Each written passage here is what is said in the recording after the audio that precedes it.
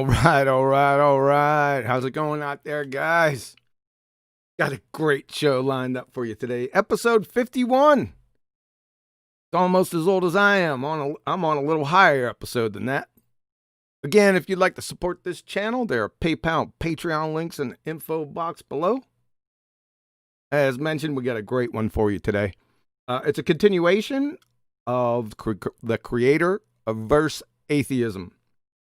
And we got a lively panel today. Let's check it out. How's it going out there, guys? Going well, going well. Nathan Oakley, sir, distinguished gentleman. We have Chocolate Sam. What's up, sir? Hello, hello. What's going on, people? We got Neil. What's up, Neil? Good job. Mike sounded good. We'll have to work on that through the presentation. But it should be no problem. So it's been an eventful day. I'll tell you what, at least it's not been boring. Over the past 24 hours, I've been going nonstop. So it's a little heavy, but it's all right. Kind of fun in a sense. Hope everyone's doing fine out there. How about everyone on the panel? Doing all right? Nathan Oakley, sir. Very well. We've got an extra special guest today. We've got someone I've not spoken to before, but has been right there through the entirety of my understanding that the Earth is obviously an observatory flat, and that's Smokescreen Design. Very, very nice to have you here. Oh, thank you very much. I guess I never realized that we haven't really spoken before, because I know we've chatted many times in the groups, but I didn't realize we never verbally spoke before. Hey, this is the first time we've actually spoken to each other, so a quick hello before the show started and we're out live, and that's it. But yeah, we've chatted plenty in the chats that roll by the live shows, so yeah, we're not unfamiliar with each other, let's put it that way. Yeah, for sure. Did he? Well, nice to finally chat with you guys. Did he squeak through our production meeting? Oh, that's right. We don't have production meetings. and never did. Like Nathan said, Smokescreen Design is here. He's an old timer from back in the day and famous for a video. And I'm showing it to you right now. I remember first coming out here, right? And I ran across this video, and it was from Smokescreen Design. Like I said, it was Is Jeranism Flat Wrong Part 1. And it was the distance to the moon. And it was Red's Rhetoric who came out with his, like he was a mathematical god, right? And showed how Jaren was wrong. Or did he? I mean, I knew as soon as he did it that he was begging the question. He was assuming a sphere first, right? So I said, okay, let's see where this goes. And Smokescreen Design, he was concise, to the point.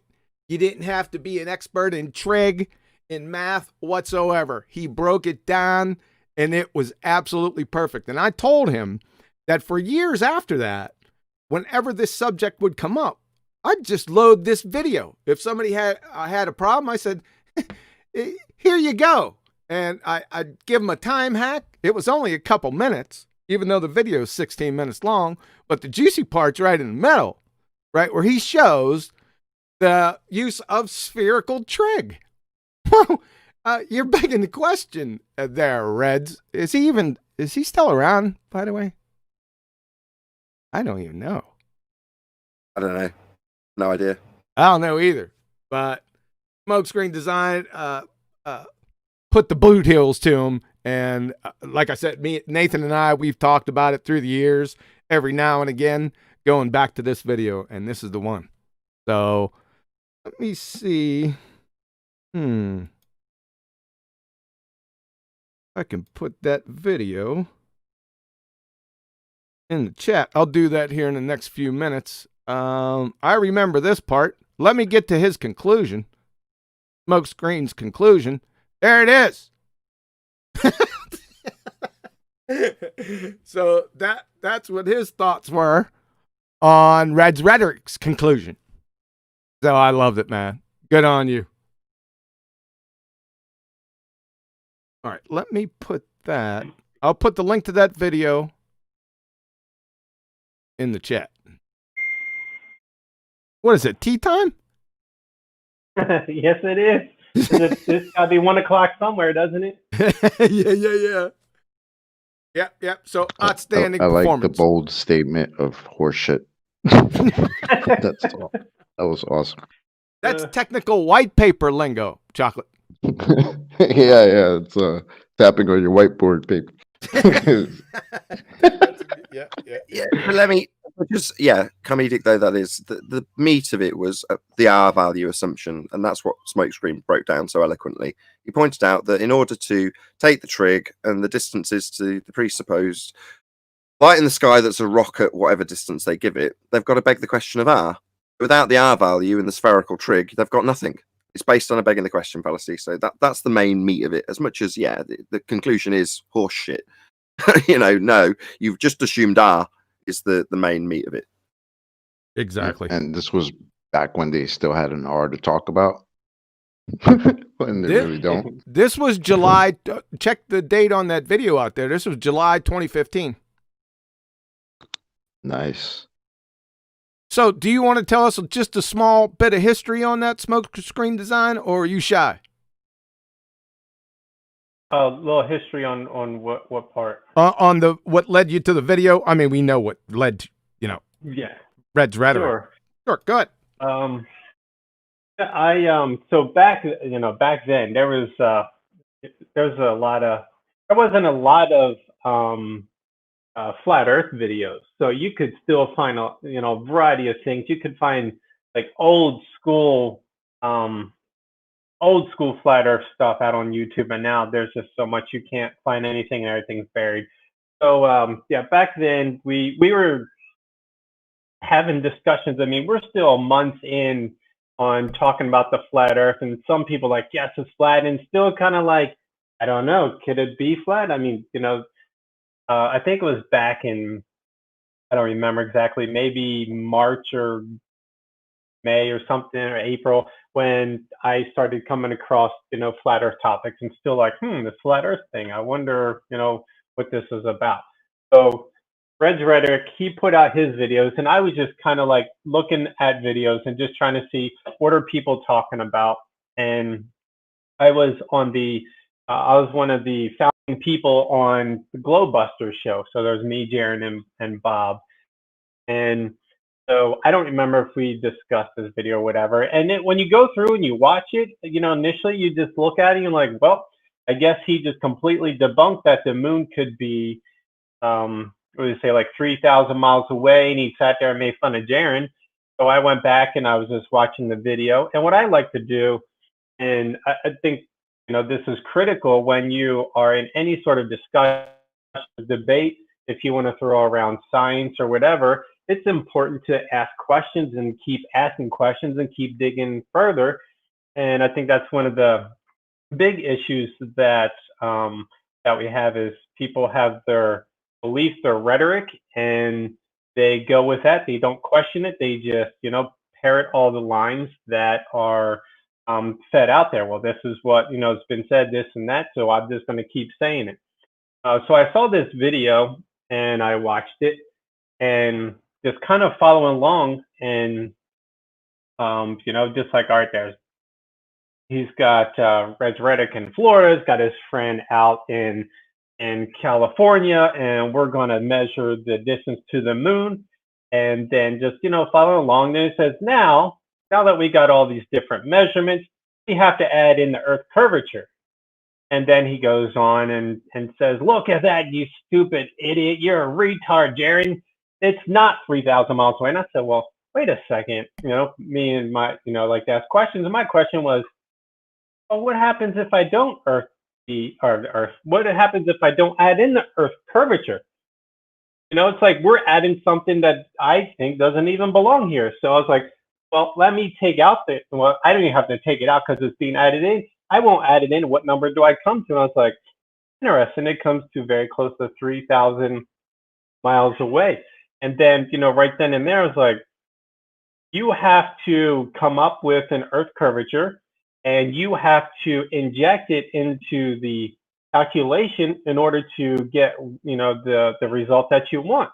So then I put out the video, and now you have to understand there's a lot of flat Earth people that watched it, and they kind of like threw in the towel on the video, like, okay, well, we can't prove that it's 3,000 miles away. I mean, we'll still say it, and I was like, look at this. And everybody's like, holy crap. Like, you really had to inject it. And if you take it up, then, well, I don't know. Jaron is right, using all the same numbers that Red Reddick did. And then I just kind of came up with some, different calculators I threw on the spreadsheet, just, playing with numbers and just kind of seeing how the Earth curvature would turn out, whatever. So that's how I came across that. And I mean, I didn't even know for a while that this video was even being used. I know Bob has used it a few times. I've just later on when I was no longer on the show, but, here and there, Bob would use it like, here's our calculator, and here we take out the curvature, and here's what we got. Actually, the moon could be this far away, but you've got perspective that when the moon is at the horizon, it's distorted and it's actually not in those positions. So that's how we came to that. And then Quantum Eraser, you let me know. He's like, oh, we've talked about this video so many times. I had no clue. I had no clue that it was been used so much. And I know I've heard you guys talk all the time about begging the question and assuming R, and like you have to assume R, and what was that guy's name with his calculator, the Earth McWest calculator that you guys, yeah, West. and he's like, hey, you have to assume R, don't you, in order to make this work? And I remember that, and I never really thought about it coming back, all the way back to this video. Like, yeah, you have to assume that, and you've got to inject that into the equations, into the conversations, and many things that I've looked at, and I'm going off of memory from years and years ago, that if you want to get a distance to the sun, you want to get a distance to the moon, you want to get distances from the sun or the moon to other so-called planets, that you have to have the R value. If you want to get the size of these objects in the sky, you have to have the R value. If you have that, if you don't have that, that doesn't exist, and that's all out the window. Exactly. You got it. You're right on point, sir. Loved it. And still loved. I'll tell you what, I've used this dozens and dozens of times since I first ran across it. It's an easy debunk, and it exposes them. So, good on you, sir. What surprises Thank you me? very much. What surprises me, Smokescreen, is that you say that even though you went through the maths and pulled it apart to the point where I'm like, wow, just inserting the R value doesn't necessarily sink in for you and for me when I watched it the first time, or when I first shared it, or one of the 100 times I've shared it subsequently. It didn't necessarily mean that I recognized that they were begging the question when they did that. You recognize it in the maths and say, well, what happens if we don't insert it? The wider, you've just detailed, the wider reaching implications are that without that R value, they've got nothing at all. They've literally got to assume R in every single example. Well, that wider reaching implication may not have been even aware to you when you were pointing it out. But, it's that's the starting point. Even though you didn't recognize it, you verbalized it, whether you realized it or not. Exactly. True, and that's exactly it. I just thought like, oh, I just taught them in, assuming the Earth curve. But I never realized like how far that would actually go. Like you guys have taken it. It went far. It went far, sir. I'll tell you that much. Pretty far, yeah. Well, that's it. That is the crux of the globe argument. You argue a globe is to assume R. It is the globe argument. The R value is the globe. Black Swan. Black Swan. Very cool. Thank you for filling us in. It was really great to hear. There's other examples I could give you. Just coincidentally, as you mentioned, Jaron, he did the same thing. I think it might have been Jesse Kozowski, and he's showing a lantern across a lake, and he's showing the drop value, and Jaron throws up the word perspective. Now, for me, I immediately recognise that as the hijacking of the perspective that's being shown, and so did Jaron. Again, the wider reaching implications that is all Earth curve maths wasn't necessarily elucidating itself to me or Jaren in making the video. Because after the fact, when it was pointed out by us or by QE or whoever, I remember Jaren saying a similar thing. Oh, I didn't realize. It's like, yeah, you did. You made a video about it. Here it is. You're saying it to him. It's effective, mate. Yeah. Yes, sir. Yeah, exactly. Too funny. It's like other people come along and we just get further down the road and we start thinking about things and there's more realizations coming like, wow, do you know how big this is? Back then it was just like, we just think of things and we read about things and then we just talk about not realizing what we really have. Yeah, and putting it all together. That's what it is. It's just putting it. Exactly. It's all right there for us because we got many different people looking at different angles to some of the same issues. They all really boil down to just a few issues. The Earth curvature, horizon. For me, it was the vacuum of space. However, but it just boils down to those few issues, and we got there. They're the Walking Dead. And I'm not like I was talking to Quantum earlier. I'm not a schooled math person. I took geometry in high school and middle school. I'm really good at algebra. I'm not very good at geometry. I don't know if that was just because I was sick a lot or what. I don't know. I just couldn't grasp geometry as good. And so like I can figure things out. Like I can put those formulas together, just following their math and maybe Googling and kind of reading up a little bit. Like I don't think I ever took trigonometry at all because I don't think it's part of algebra, but No, a long it's time not. ago. Yeah, long time ago. You did a fine job, sir. There's nothing wrong with your calculations. Nothing at all. You're right on point. It's just recognizing the variables, right? If they got an R in their equation, well, question is, where do they get that R from? Yeah. See that? Hello. See, yeah. Hello. See that? These were the step. Their R has changed over. Go ahead, Smoke. I'll say their R has changed over time, right? I mean, it hasn't always been the same for the last however many 400 years. No, it's pretty much been the same.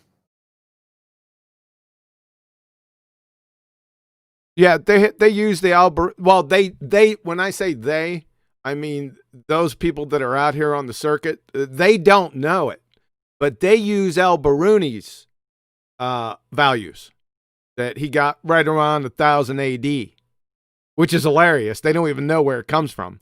They think surveyors, geodetic surveyors, got the value, got the measured value somehow, but they're so turned upside down and inside out. I don't even think if you ask one of them their name, they'll hesitate.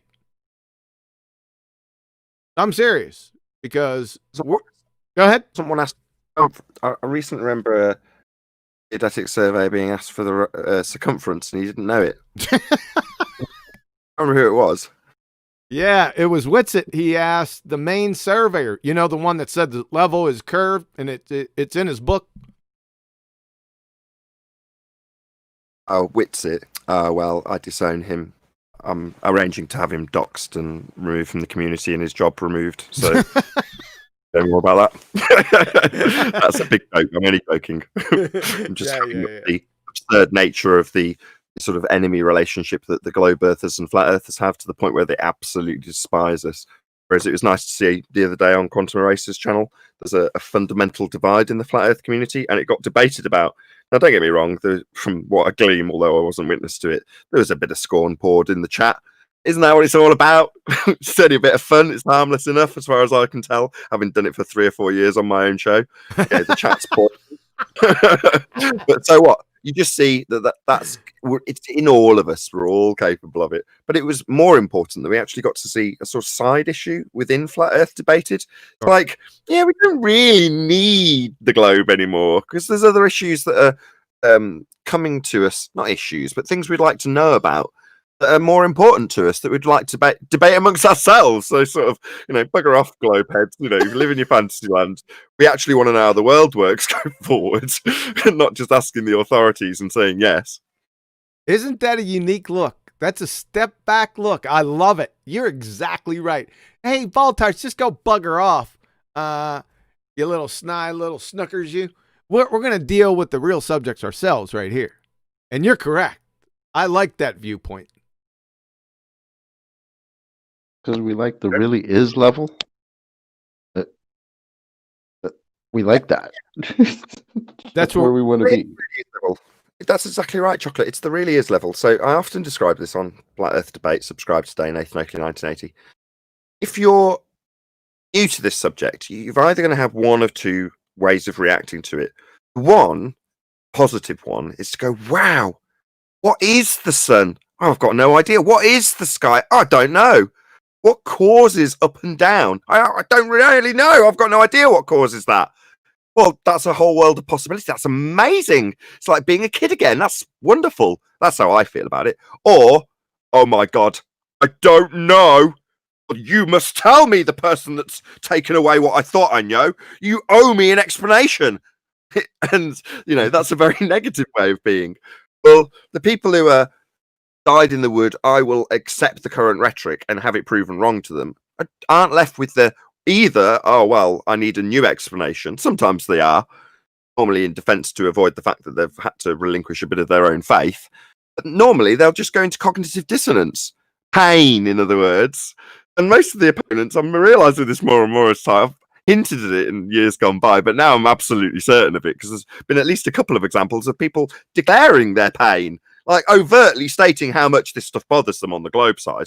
Now, me, I sleep like a baby. What about you guys?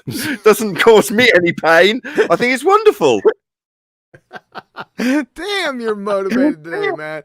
That's all you do, man. Every day you be snatching wigs, dude. Snatching wigs. That's what you do. You snatched Timmy's wig.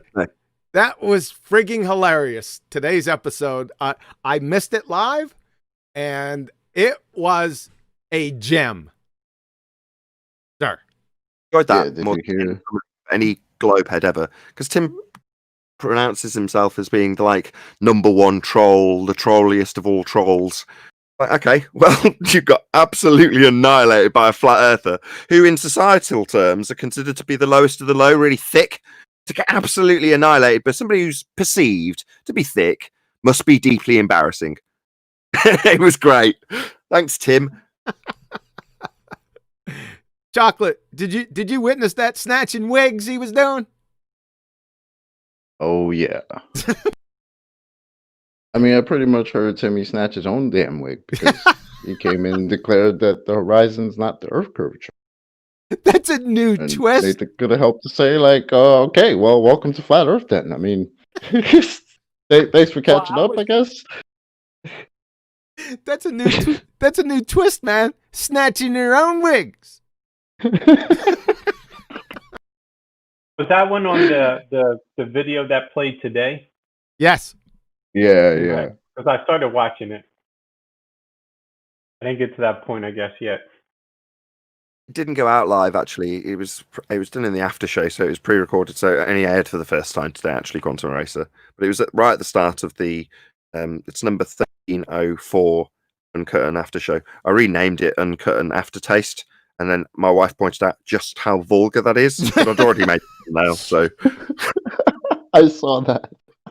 It wasn't intentionally supposed to be that vulgar. I was like, yeah, well, it's just aftertaste. That bit was supposed to be semi-vulgar, but she's like, yeah, but when you link it with Uncut, and I'm like, well, what the hell does that have to do with it? And then she pointed out exactly what it had to do with it. I was like, oh, right, that is really vulgar, isn't it? I'm cut. Uncut. Yeah. Hey, Nathan, you want to put that link for that show that we're talking about in the chat for us, please? Yeah, I'll chuck it in, yeah. Oh, please. Thank you.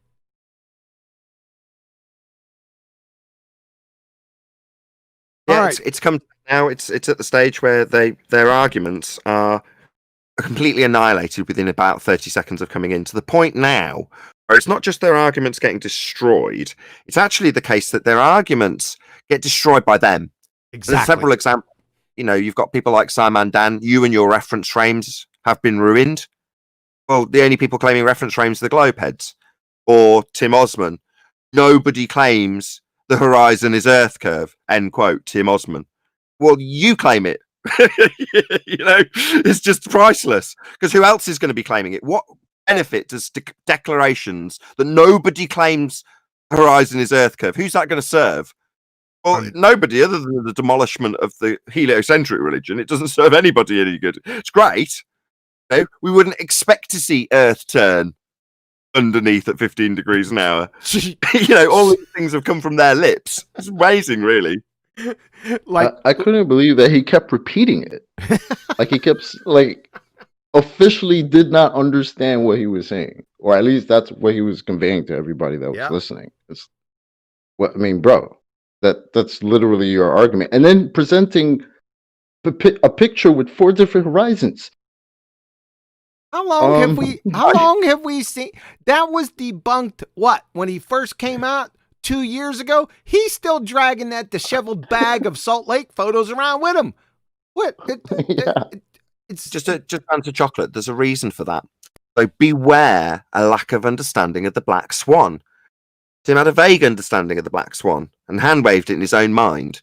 But then when it actually came to combating the argument and hearing his own side's quotes when it comes to, we wouldn't expect to see a geometric horizon, or the geometric horizon only exists in the maths.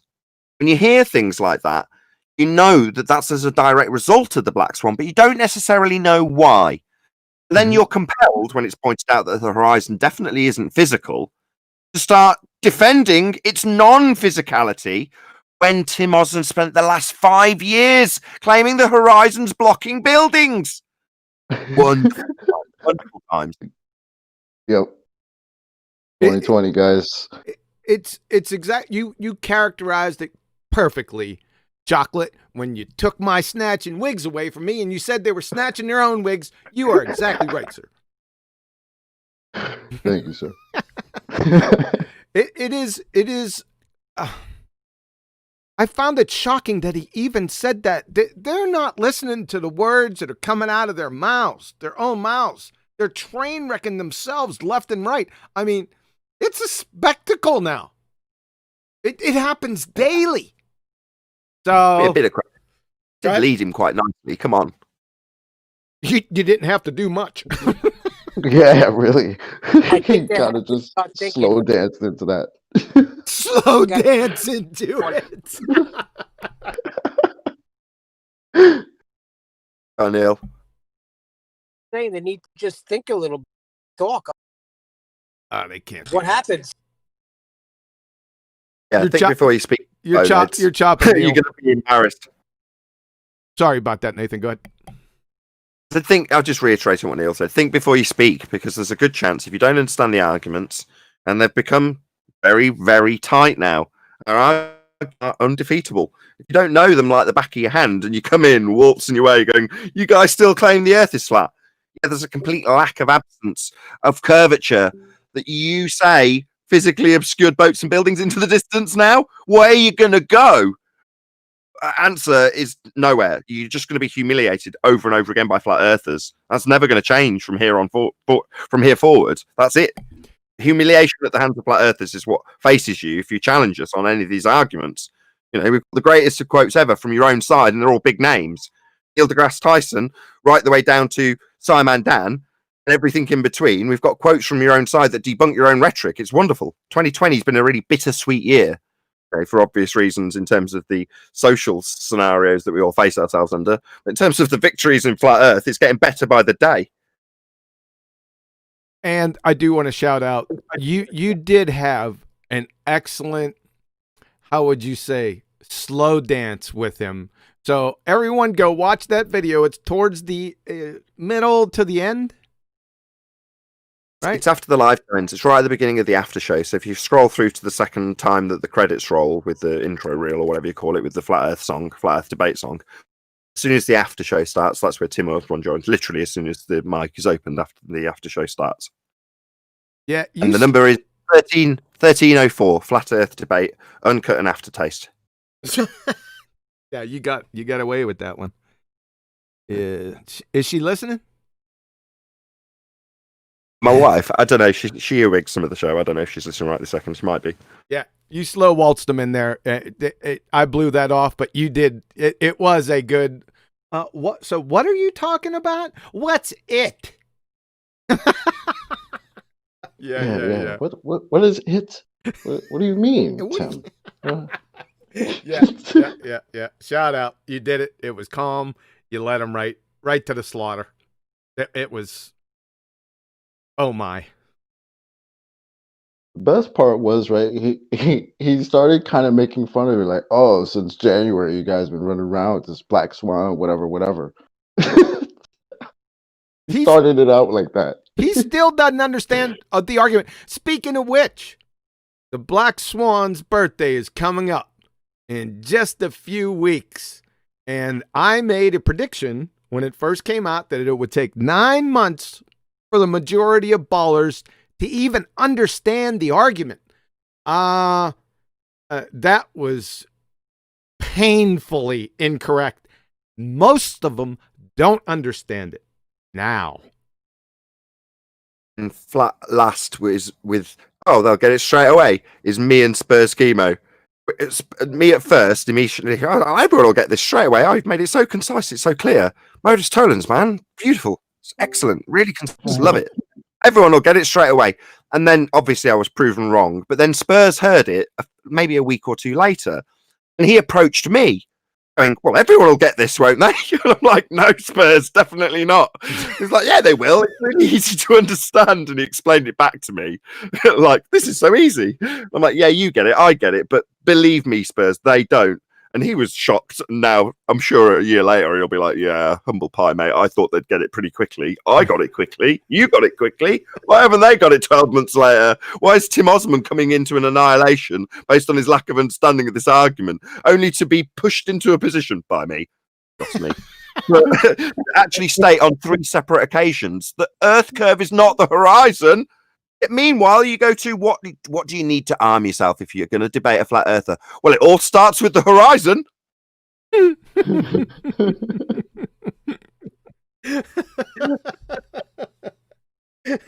You know that thing that blocks the boats and buildings you were talking about before, Timmy? You remember that? Yeah, the thing you're currently presenting pictures of, the horizons. Are you muting me? That's his answer. Were you muting? Are you muting me? Well, no. I'll give him credit where credit's due. Right, I was what I would call fundy muting him. So if he was vernacular as right, he probably would have got props for that. Because I was cutting him off, talking through him as soon as he made his declarations. Look, Earth curve isn't horizon. I'd jump in, which is technically fundy muting. But she's what he was objecting about. So I do want to just give him a little bit of credit because I hadn't stuck him on mute and I overtly demonstrated that to make my point afterwards. But I was cutting him off, but with good cause and good reason. Back 1 second. All right, I'll take you off mute, Arwen. Your mic was feeding back. You good? Oh, yeah. Yeah. Am I still feeding back? No, it sounds good now. Am I too loud? Do I need to take some distance? No, you're good. All right. Sorry. No, you're fine. I had some trouble with the interface because everybody was roboting constantly, so I had to re-log in a couple of times. But if I remember correctly about the prediction of the black swan when the ballers will get it, I'm still standing good because I said 2 years or never, ever. Yeah, you did.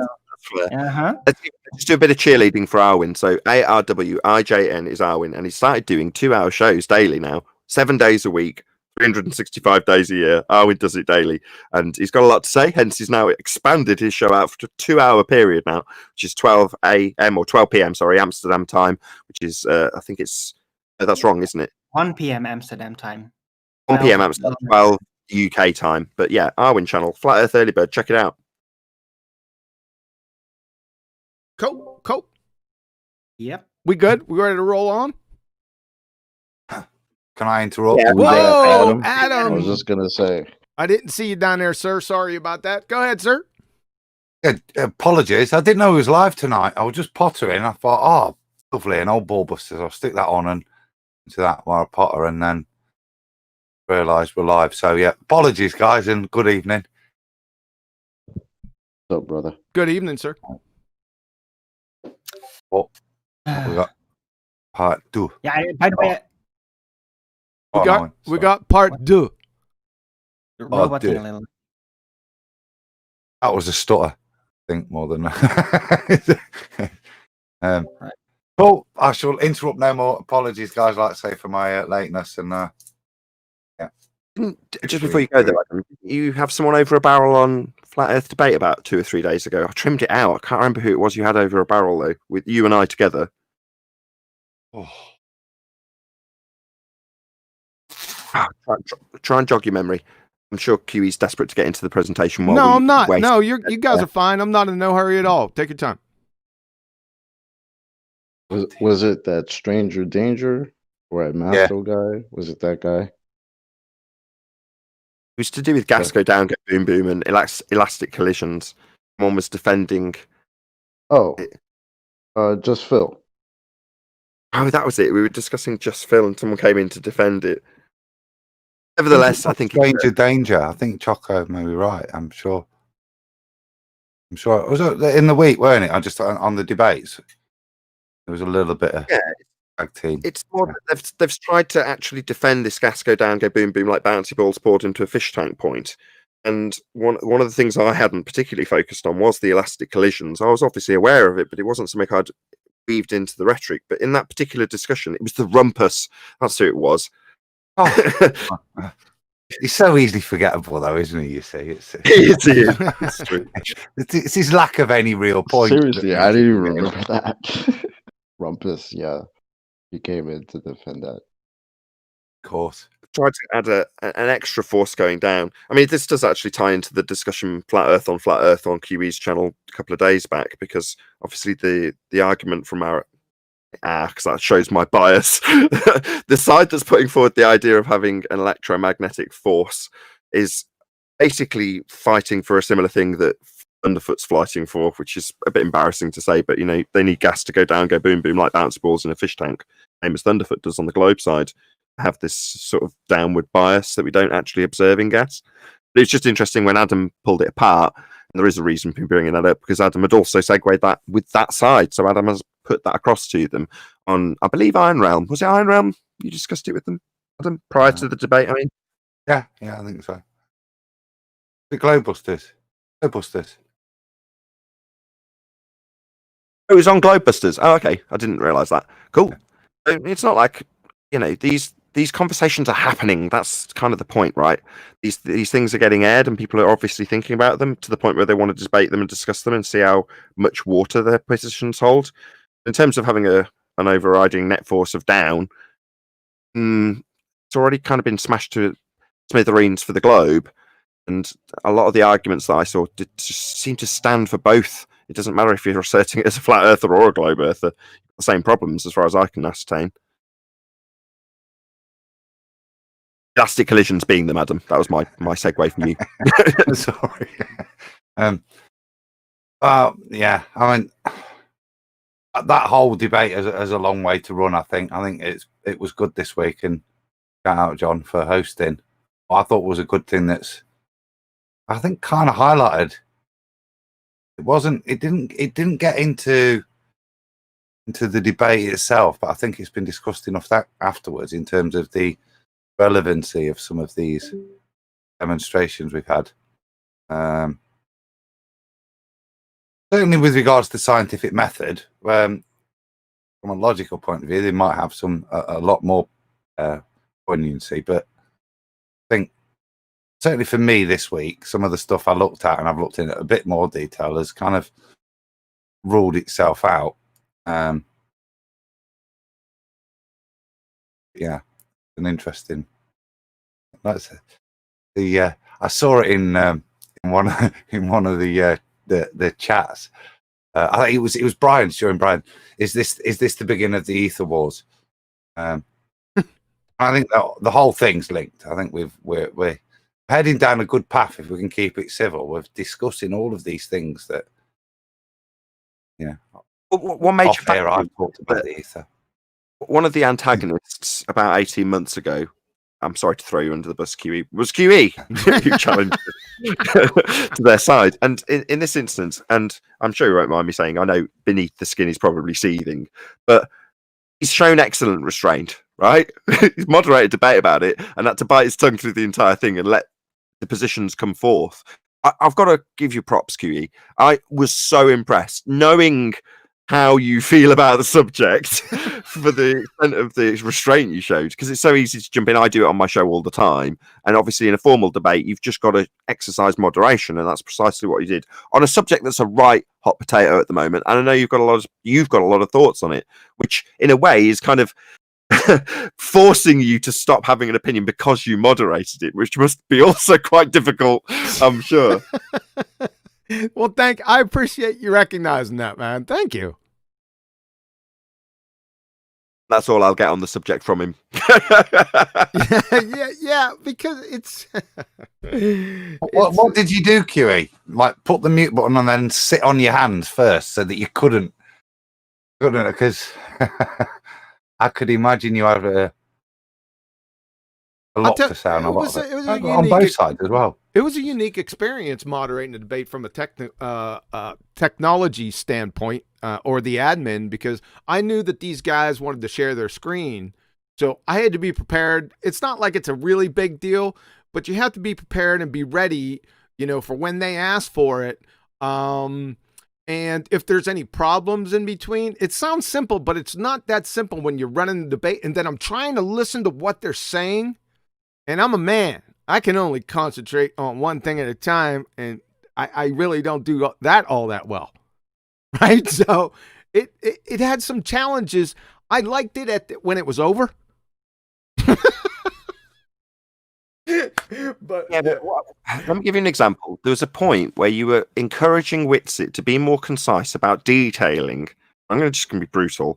A non-phenomenon, but you had to ease him into his invalid point with more consistency. You're having to encourage something that I know you stand against. Now, when I heard you do it, you were careful with your words, but you still did it and remained perfectly neutral. Now that, when I heard it, I tipped my cap and thought, I couldn't have done that. No way. So kudos. Well, thanks for recognizing that. Damn, that was a very nice thing to say. He's just not blowing sunshine, man. If there was something wrong, he'd let us know. Others might view that as that he was encouraging the Witsit into a box that he wouldn't be able to get out of. No, I'm being serious. It was. I thought you were excellent, mate. You were Adam. Calm. I have some comments. I gave you yeah, go on, Owen. No. Go ahead, Adam. Go ahead. Finish up. No, I'm not going to blow too much. I thought it was excellent. There were points I've kind of forgot you were there, and it was that well. And I think, respectfully, because you are a bit scary sometimes, people realize you would dive in if it got a bit juicy, and there was a little bit where it did. And I think your presence helped keep it well regulated and on point. I did note as well, like Nathan, the bit where you did let that go, and so you should, because I was thinking to myself, come on, Brian, do you know what I mean on bits in there? But say that as if Brian was awesome, and Brian's knowledge in that whole debate, hat off. He taught me stuff, as I think he did you, QE. Yep. I'd like to shout out, speaking of which, Witsit gets it. He said, I don't know why my name is not Blue, QE. I got hands, brah. Oh, and everything is still electrostatic. Yeah, sure. A little thought. Little sod. But check your status now, sir. Right. I got some comments. Brian and Witsit both did exceptionally well, and it was a good thing to see happening. And regardless of what went down in the chat, I don't care. Hats off to both of you guys. Really, really well done. Yeah, I thought they did well too. Yeah. Can I make my comment? Yeah. Right? Keep it civil. Don't worry so much, guys. I'm not a monster, all right? So I thought I actually totally agree with everybody says about QE. I, however, when that was happening, I didn't realize like what this was. So I was actually kind of worried about you. Like, who is this QE? This is so unnatural that he's not just exploding at some point, like it's enough of this or something. That I did not know you had this ability, John. You've been holding back on us with your restraint. You've been holding back on your ability to restrain yourself. I know like, you can do this now. This sounds like a shit sandwich. But yeah, afterward, yeah, you were absolutely very, very strict, very disciplined, and I was kind of flustered by that. Didn't realize what the hell was going on. As for the debate itself, it was very, very interesting to follow, very captivating and intense. And I thought, Brian, my boy, you are like this little magician. And when you come out, damn, dude, you got some technical aptness available to you. That's incredible. Like, and I thought that, yeah, in the chat, some people were kind of disrespectful, and I don't care. I don't care. But I just thought, like, wow, how can't they see this guy? This guy, he was so honest. He was so technical. And I was doing my best to do the same thing in the chat to basically relay the technicals. And it was exhilarating. It was an exhilarating university level, as I would call it, or academic debate. And it was an honor to be part of it in the chat. Wow, that's damn it. That was articulate, measured. Is this Arwen? Yes, it is. Damn. Impressive. Well, thank you. I appreciate that. If you want to know, I stopped drinking.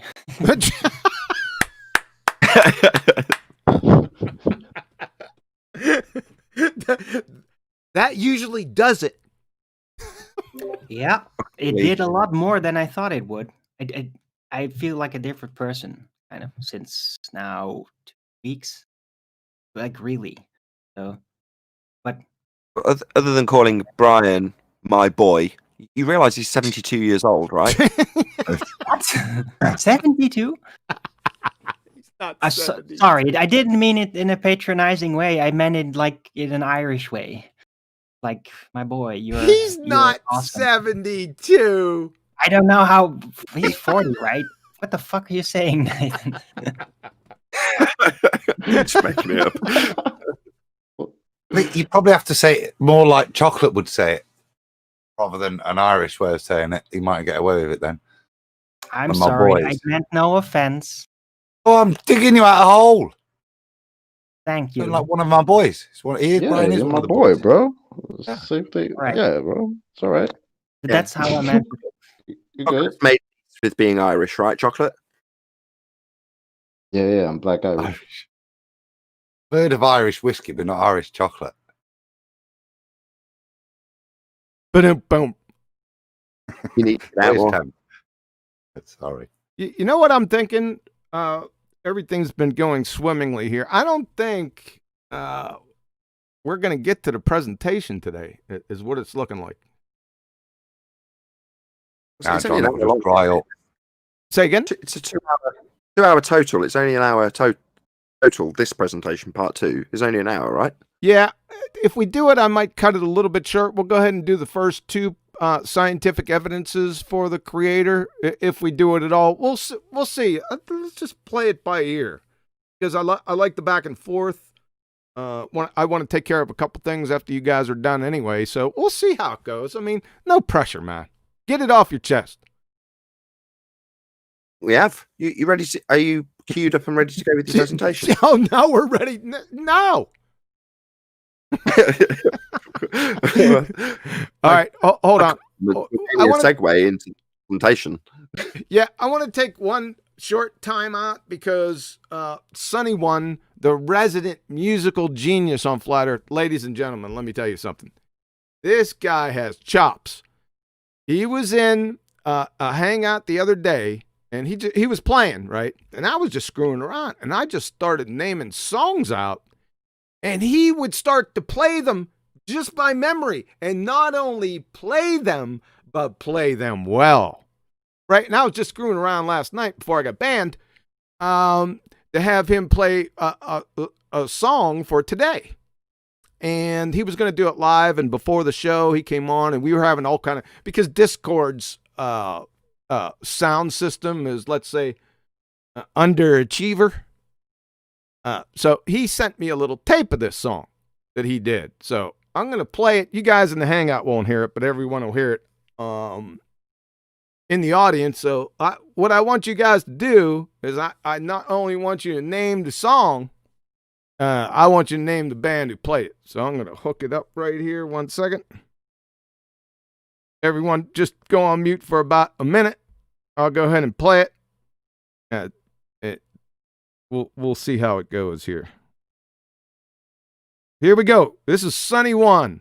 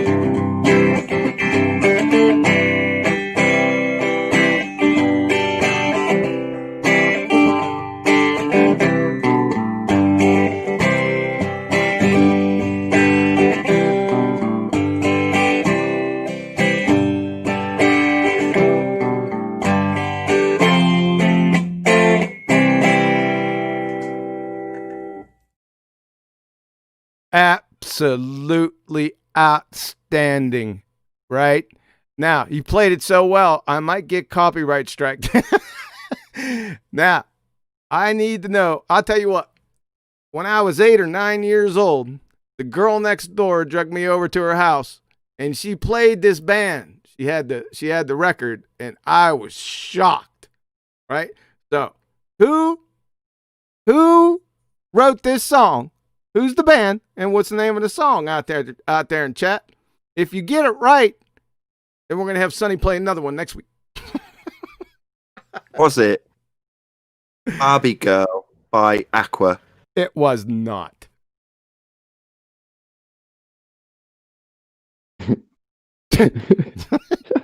Yeah, chocolate. Barbie Girl, bro. Barbie Girl from Aqua.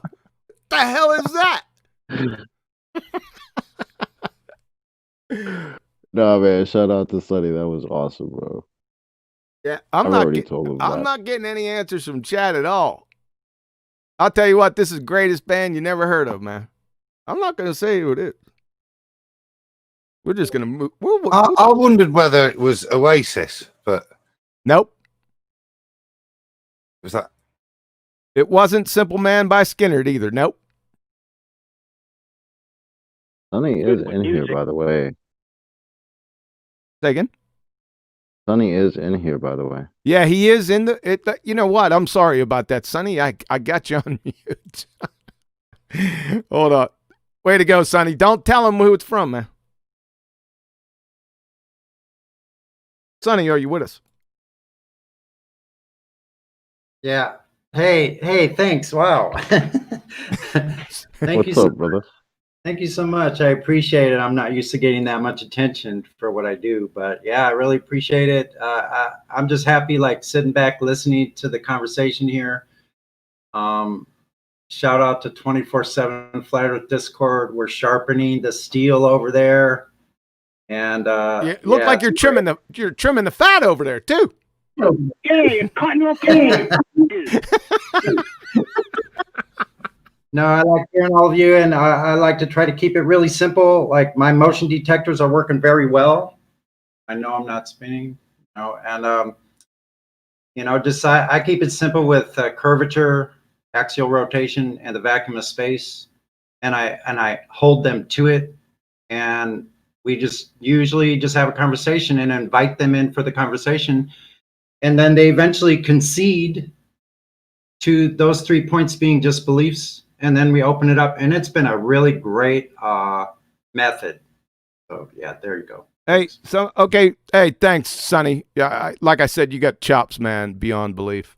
Before you go, hold on. Before you go, Sonny, we had a super chat to get the answer, so it's only reasonable. So James Richard, shout out to the super chat. He said, "Who is it, QE? I paid $5 for the answer." So Yeah. I think it's only reasonable. You say, yeah, it is. And somebody mentioned it in chat. We ain't gonna name any names, but Tony, it's not the Red Hot Chili Peppers. And hold on a second. Free Bird is not better. Can you please tell us? Can we have as he played it? Can you tell us who it is, Sonny? Can you give us the art? No, Sonny's not going to tell you. Betty. Okay, watch out for your mics out there. Go on mute. Feedback. Betty Van Velsen dropped the damn. That is cheating, Betty. Now you'd have never known that if I didn't tell you. Still don't. Please let the person who played it tell us. Please. Right, go ahead, Sonny. Okay. Yeah, it's the Outlaws, and it's called Green Grass and High Tide. I knew that. So, do y'all get it? It was the Outlaws, Green Grass and High Tides. There you go, James Richard. Green Grass.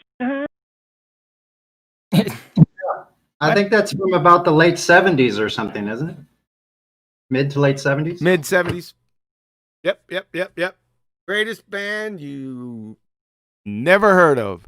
Never forget that day. You know, I was a young kid, and she drugged me on over there. Never forget it. I loved the Outlaws ever since. It's actually pre-Eagles. Oh yeah.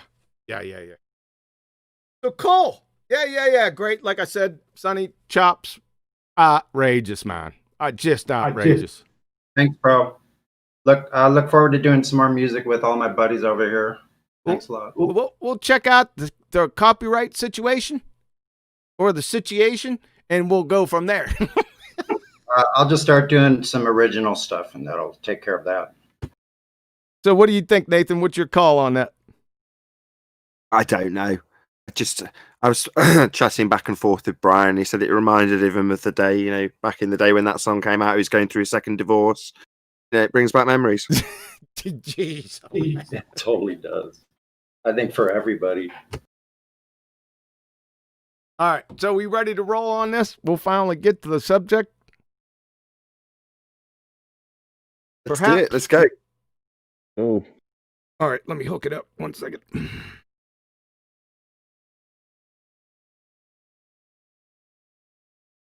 That didn't work.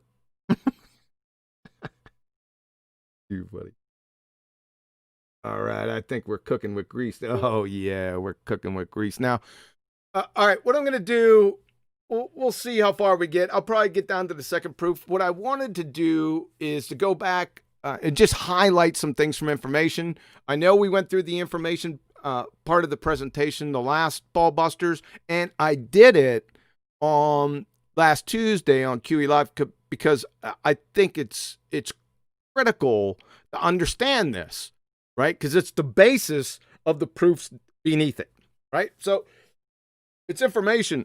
Like I said before, the highly esteemed theoretical physicist Paul Davies put this in simple terms.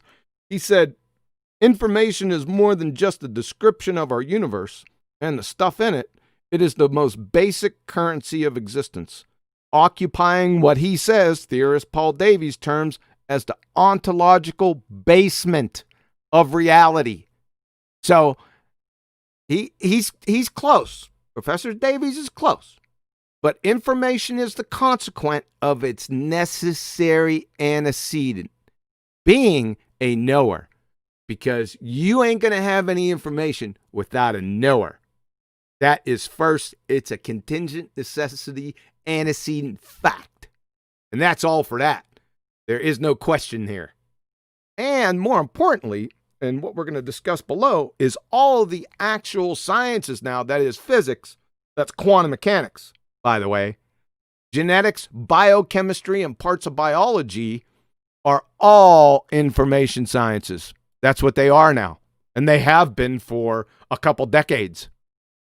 So that's how important this is. And to understand, well, understand what it is, simply. Information from Merriam-Webster, because we want to define our terms, so we're not miscommunicating and misinforming. So information, simply, the communication or reception of knowledge or intelligence. This is the key part right here. You see that part right there I highlighted? Inform. That's what we're looking for.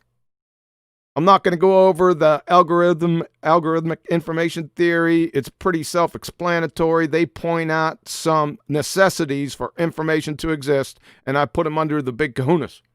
Right? Number one, for information to exist, you must have a transmitter and a receiver. Moreover, we ain't done yet. They must agree on prior medium of conveyance, convention, and the meaning. If you don't have these guys, you don't have information. You have nothing. It'll just be noise at best. All right, so we need those. I went through my examples before. They're pretty good. My favorite one that I'm going to stick with is Paul Revere and the Raiders. For all you band geeks out there, you'll know who I'm talking about. If you're not a boomer, you're probably not going to know that reference. But I digress. Paul Revere, what's the code, right? 1 light or 2 lights. What's the software or the information? Well, it was the agreed upon meaning, convention, and medium between Paul and the Patriots. Well, who created the software or the message? The 1 if by land or 2 if by sea? You got 2 choices. A, it was the lights, or B, Paul Revere and the Patriots. What's your choice? According to philosophical naturalists, realists, or atheists, same thing, it must be the lights. Preposterous. What would have happened if Paul Revere never met or agreed upon the medium, convention, and the meaning with the Patriots and sent signals, 1 or 2 lights from the Old North Church? Right? Not too much is going to be happening. Especially if the Patriots don't even know who Paul is. Why would they even look over there at that particular time? Even if they did look over there, what are they going to get out of that? Right? He could have sent smoke signals. Wouldn't have mattered. Like I said, there's not much happening, save for we might be having tea and strumpets daily. Moreover, as mentioned above, was it the lights or the medium that coordinated the meeting? If you think that, then I wouldn't whisper that anywhere near a mental health professional if I were you. Information is semiotic. It's not a physical entity or part of the medium of conveyance. Photons from Paul Revere's lamps weren't physically carrying information. The lights were just the medium used to signal the intelligent agents, who then assigned the prearranged meaning. Information now exists. We all know this. This is intuitive. It is only then they know which path. And we're going to get into which path information here in a bit. You're looking at a code right now. It's called the English language. The software, the information, is the preemptive agreed upon convention so we can understand the message. Again, it's semiotic. Without meaning, convention, and agreement prior, there is no information or code. It's utter noise. Code, information, software is always, ever sourced by intelligent agency without exception, folks. No exceptions here. It's also important to point out what information isn't, because I get a lot of retorts on what people think is data, and they think it's information. Data is not information. Your interpretation of the physical effects or consequences of the existence of inanimate objects is not information. It's your imagination. When I put my hand under running water, the water's not informing me, you see, informing me that it's wet or that it's cold or it's hot. When a tree branch falls in the woods, the sound waves aren't communicating to me. I've fallen and I can't get up. Moreover, information is not the medium used to convey it, and the medium is arbitrary. For example, look out, there's a tiger behind you, right?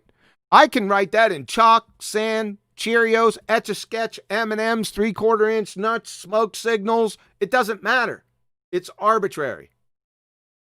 It's very important to recognize that. It's not the information itself. Atheists have another big problem.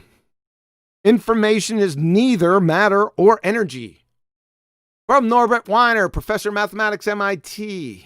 Information is information, neither matter nor energy. Wow. How on earth can atheists even account for information existing in their worldview? Because if it's not matter or energy, they can't account for it. It doesn't exist according to the it's the most foundational pillar of their religion. Matter or energy. If it's something else, then they can't recognize it. If you're a philosophical naturalist, realist, or atheist, the bedrock foundation, as I said, of their religion is that matter or energy is all there is. So pray tell, if information is neither matter nor energy, and your beliefs dictate that matter or energy is all there is, well, then you're in what we call the industry screwed. Military intelligence, married bachelors, and achromatic rainbows are more tenable. How you like that? Questions or comments before we get to the scientific evidence?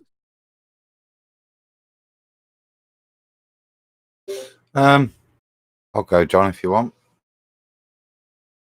This is one of the things that for me is when you relate it to molecular biology, particularly DNA.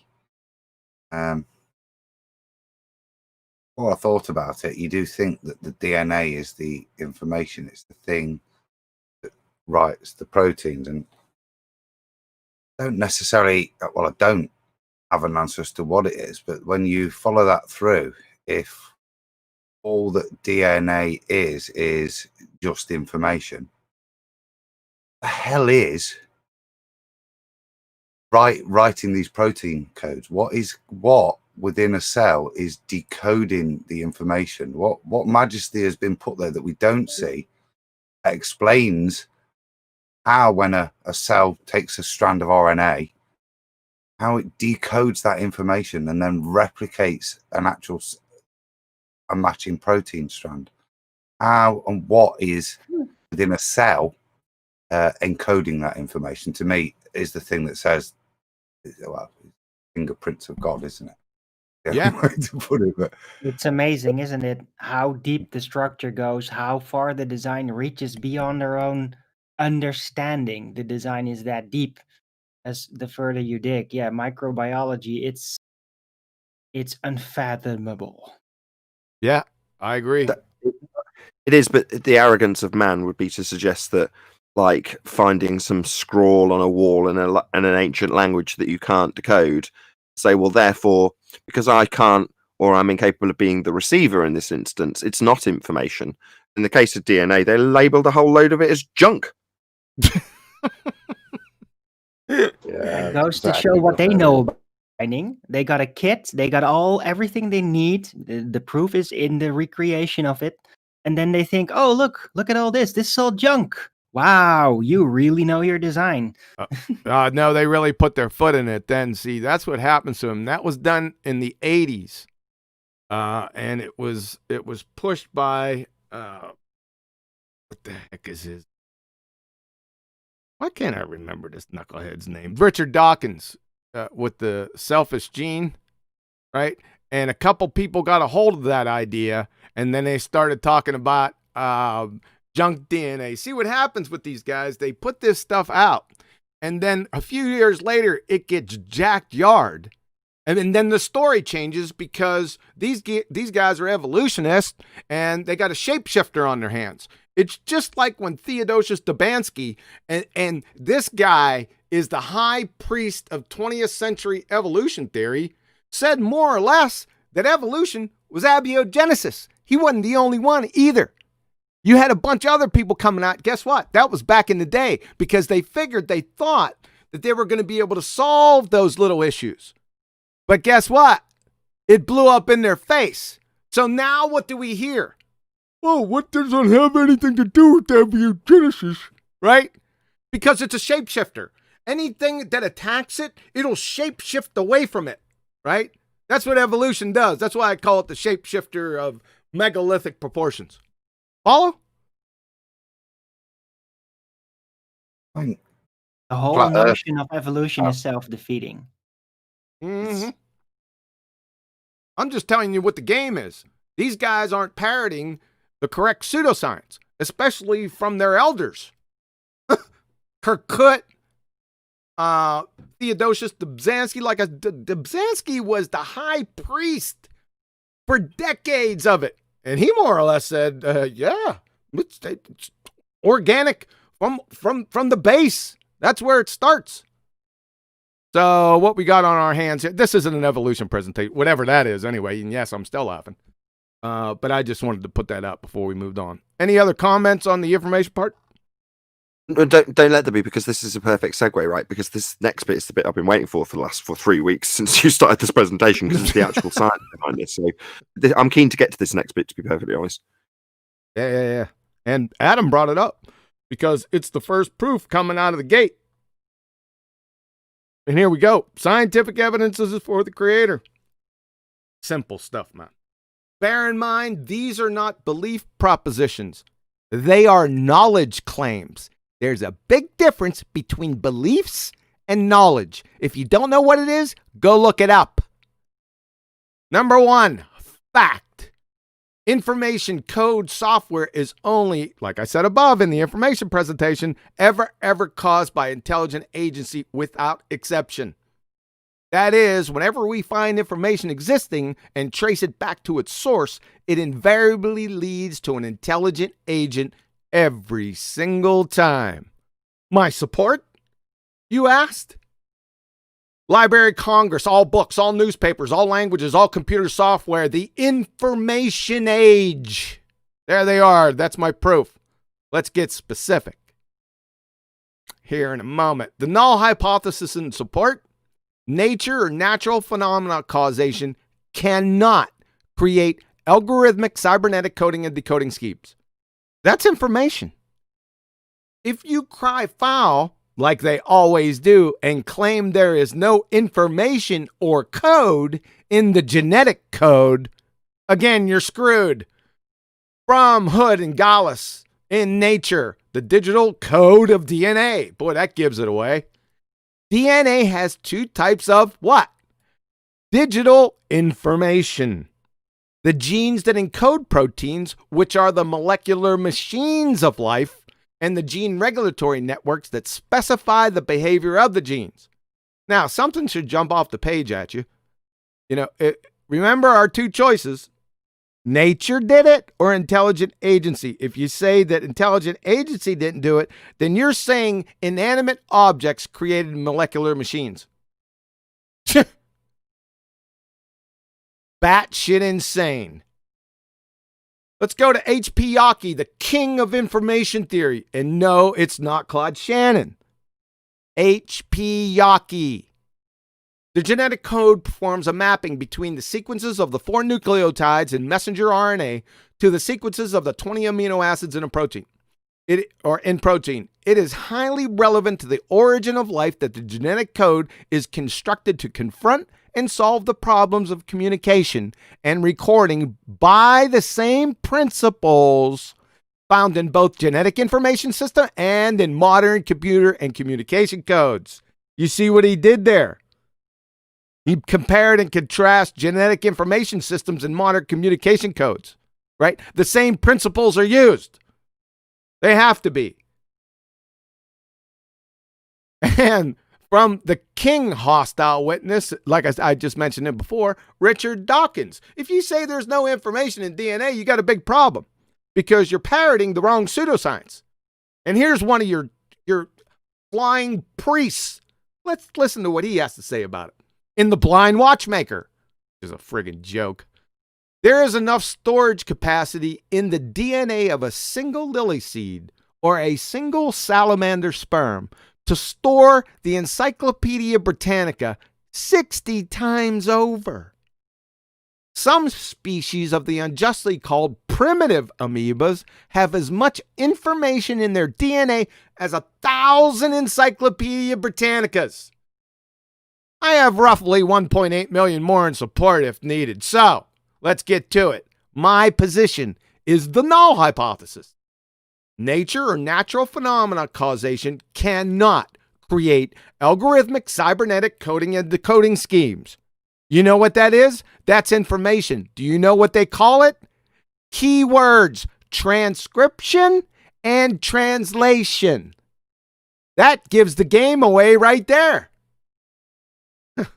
Your position, if you're on the other side of this position, if you're on the nature position, you have to confirm the alternative hypothesis so you can refute the default, the null. Here's your alternative hypothesis. Nature, natural phenomena causation can create algorithmic cybernetic coding and decoding schemes. That's it. That's all there is. There's the alternative. There's the null. Get to it. Because if you can't prove this one by experiment, this stands. The null hypothesis stands. So essentially, you must show, I always say this, ink, paper, and glue molecules authoring technical instruction manuals and blueprints. The direct analogy, the ink, paper, and glue molecules equal ribose, nucleobases, and activated phosphates, and the technical instruction manual or blueprints is DNA. If not, therefore a creator, period. So you better get on this. I've been waiting now for 12 years for this. Right? No more obfuscation. Just go ahead and do it. Yeah, when pigs fly. Essentially, code contains information such as a book, Morse code, DNA, instructions, etc. Information is only created by authors. That's intelligent agents. DNA is code, therefore DNA has an author. A creator. Period. End of story. Questions, comments?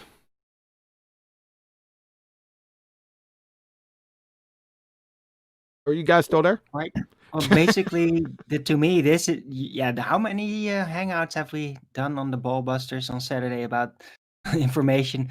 It's, it all just rolls out naturally with what you say. And I get it. It's like this other world. It's called information, and it has certain consequences and origin. And you're right. For me, again, it's a bit like the where'd you get your dirt joke.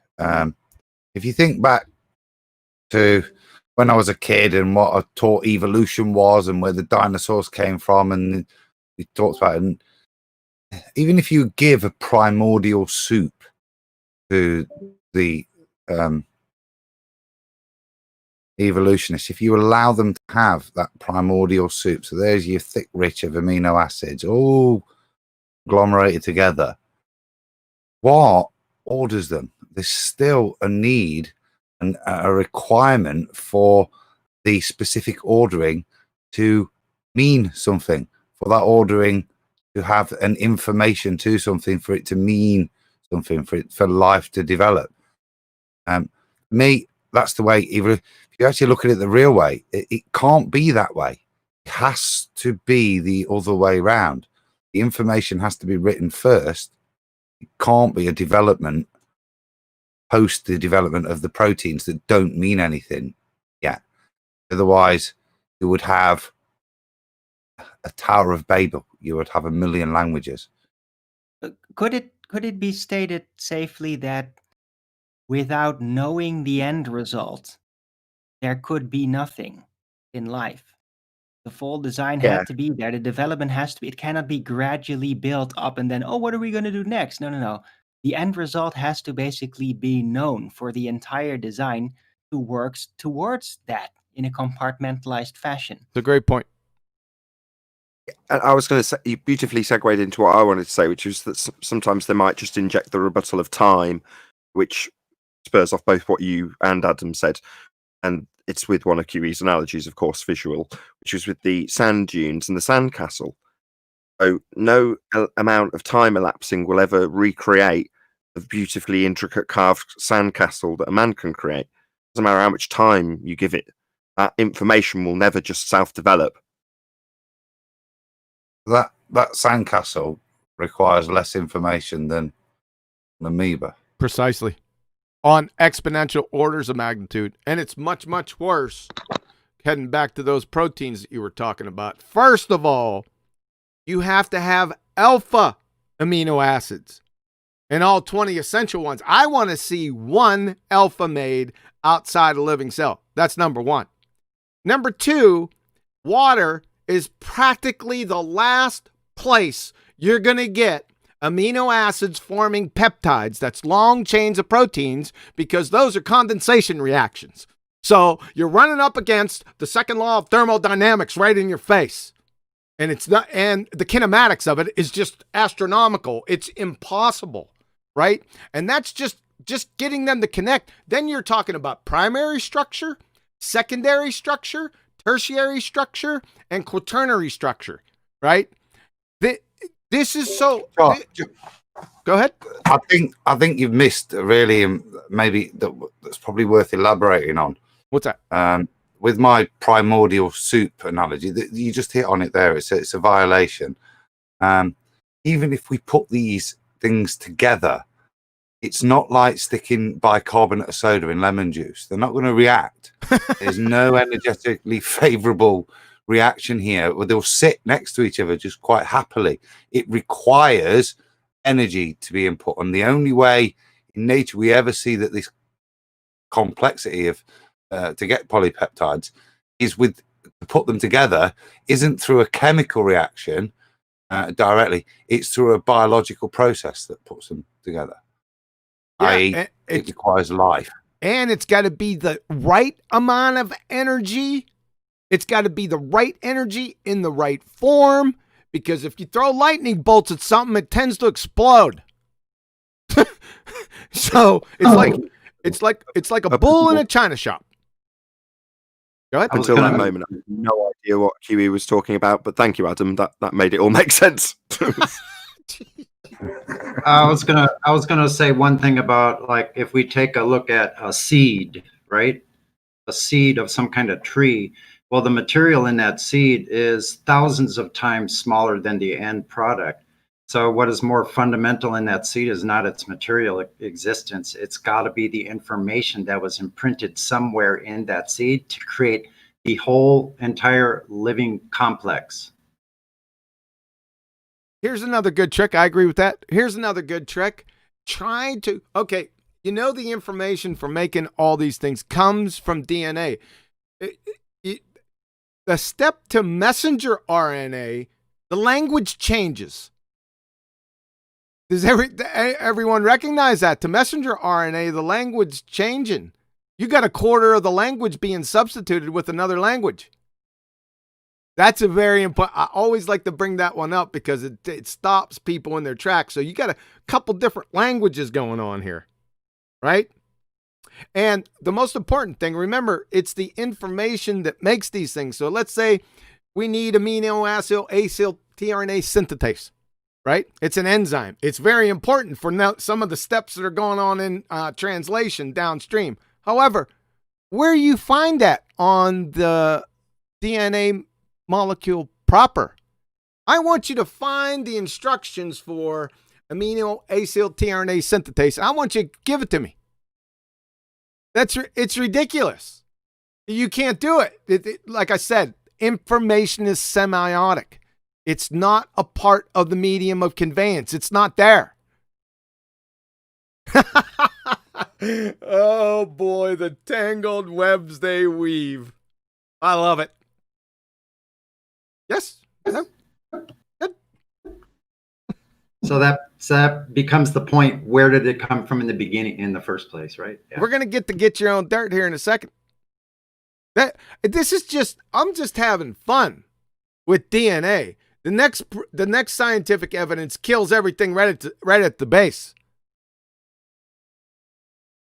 Yeah, this is just fun. This is just, I'm just doing this for kicks. Showing off.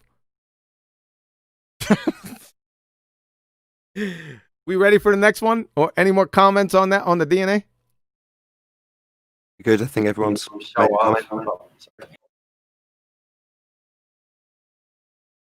Good. Give us another one. Give us another one. Come on. All right, let's see what we got here. That's the wrong one. Quantum mechanics. This is get your own dirt. Simple as that. So, we observe a phenomenon. Photons, elementary particles, atoms, molecules exhibit both wave-like and particle behavior. B, the alternative hypothesis. If the witch path information is known or can be known, then we will observe no interference. That's wave function collapse. That's matter existing. The independent variable is known versus unknown paths. It's in the experimental setups. Dependent variable, matter existing. The null hypothesis. Conversely, if the witch path information is not known, making it the null, and never can be known, then we will observe interference. That's the wave function intact, i.e., no matter. See, it's easy now. It's the experiment. Which one of the thousands without exception would you like? Right? We have a couple here. I'll take the first one quickly and go through it. Zhao Song Ma, quantum erasure with the causally disconnected choice from PNAS. In 2013, the presence of path information anywhere in the universe is sufficient to prohibit any possibility of interference. It is irrelevant whether a future observer might decide to acquire it. The mere possibility is enough. Therefore, my addition, the lack of witch path information anywhere in the universe is sufficient enough to prohibit any possibility of wave function collapse.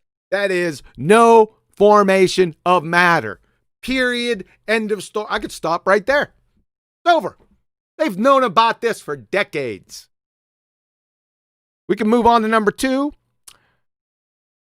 A delayed choice quantum eraser, my namesake. If you want to take a look at each step of this experiment, jump on my channel, just hit science education or quantum mechanics, and this is going to pull up. There's plenty of presentations. I think there's 4 of them.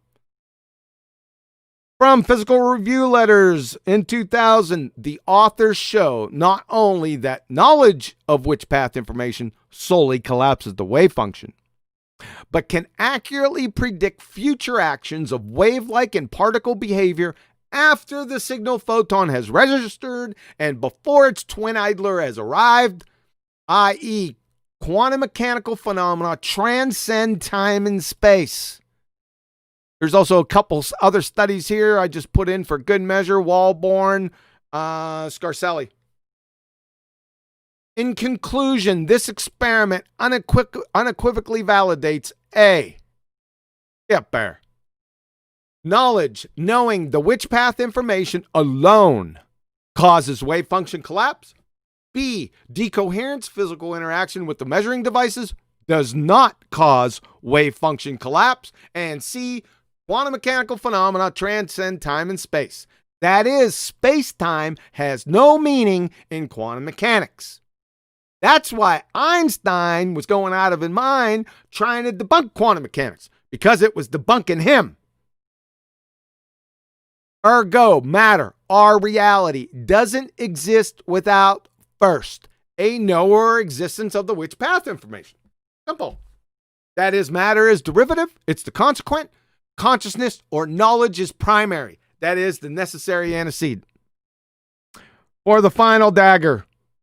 Non-locality, or instantaneous actions at a distance. To overturn the scientific falsification of locality and by direct proxy, philosophical naturalism, realism, that's atheism, whereby invalidating idealism, Christianity, which is not a religion, by the way, and as an ancillary benefit, collect for yourself a feather in your cap Nobel Prize. This is still active. I just checked it. please take up the Quantum Randy Challenge. This is the Quantum Randy Challenge. Henceforth, QRC challenges any pseudoscientist, if you're on the other side, you as it were, who claims that quantum physics is not true and that quantum entanglement experiments can be explained by a classically realistic and locally causal model. That's all you got to do. A Nobel Prize and $1 million is being offered. All you have to do is prove naive realism or local realism is true and not observation dependent. I would say knowledge dependent. 6+ years now and still no takers. I wonder why. Alice in Wonderland has more veracity and is more tenable than philosophical naturalism, realism, that is, aka atheism. Therefore, a creator. Game, set, match, get your own dirt. Questions, comments? Maybe this is the appropriate moment. Get your own dirt. I like that. Yeah, I was going to say someone needs to explain that, and I've done it, and I think Adam's done it once before. Maybe someone who hasn't said it before. Yeah. You can do everything, make the life, create the plants, but yeah, who made everything that is here? God. So get your own dirt. That's what that's about, right? It's the worst rendition of the joke ever. So God and man are having a little discussion, and man says to God, "We don't really need you. We figured it all out now. We can make life ourselves." And God turns around and says, "Okay, knock yourself out. I'll watch." They start gathering together a bit of dirt, and God says, "Whoa, whoa, whoa, whoa. Get your own dirt." Precisely. Beautiful. All right. I'll leave it to you next time. I don't hold as much personal validation in this because I'm not into quantum mechanics. Why the hell not? Because I like biochemistry. I'm all right with that. Understandable. But this one, whilst I don't necessarily have the background knowledge to fully validate, to me it paints a more interesting picture. How do I put it?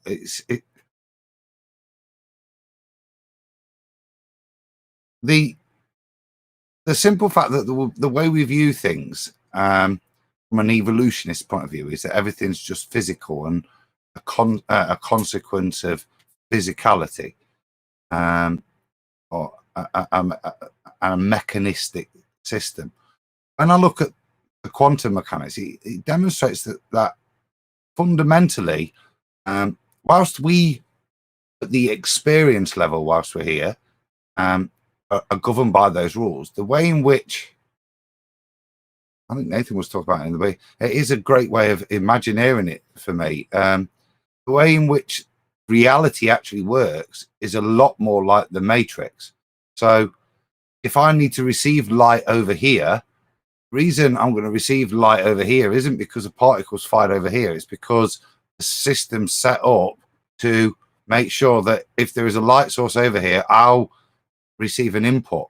If in some way I want to interject and test whether or not there is a light beam reaching me, wherever I test it, it'll collapse and show me that. But what this shows me is that it's not just physicality. There's a much bigger supernatural mechanism behind the real function of things.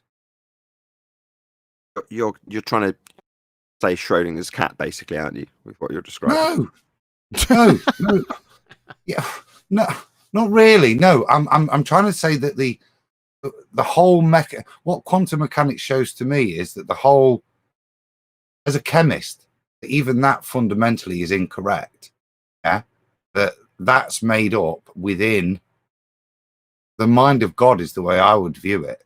That it's just will. You look at the way in which the quantum world works, it doesn't go from here to there.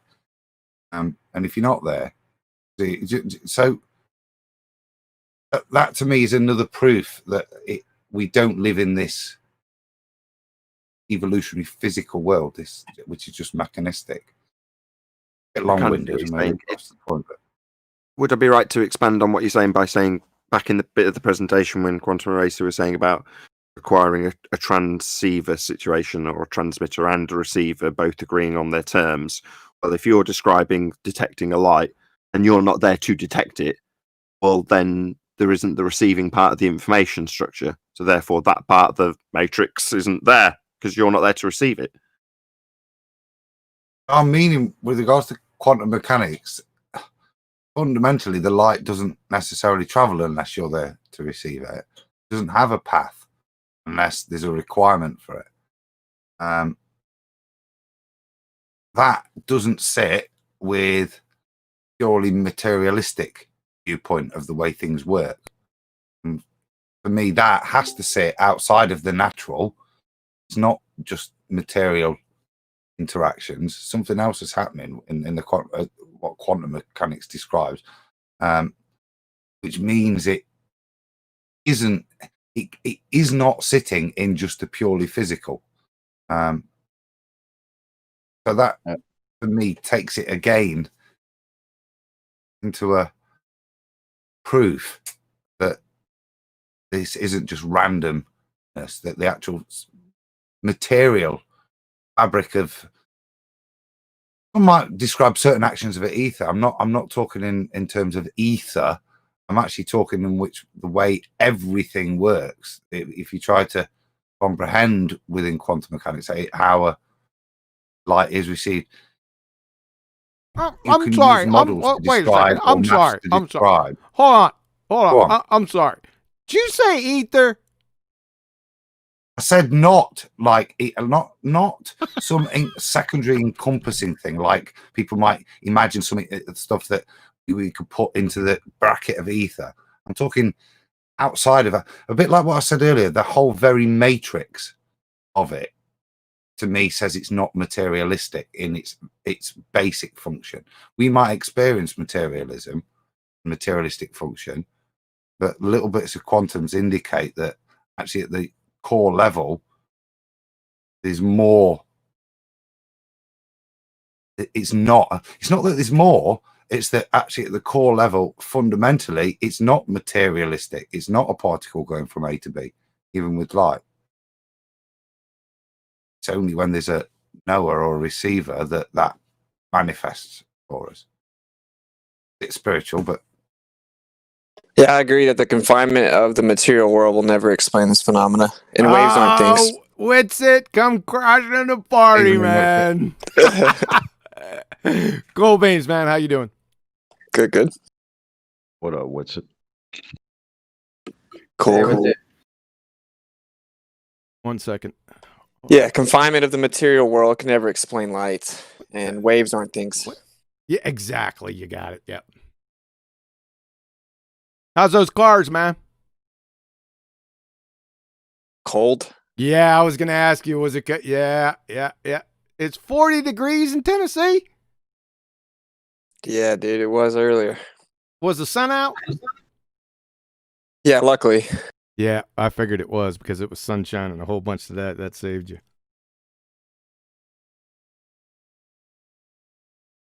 Good to have you, It's It. Kudos on your debate with Brian. Very, very entertaining indeed.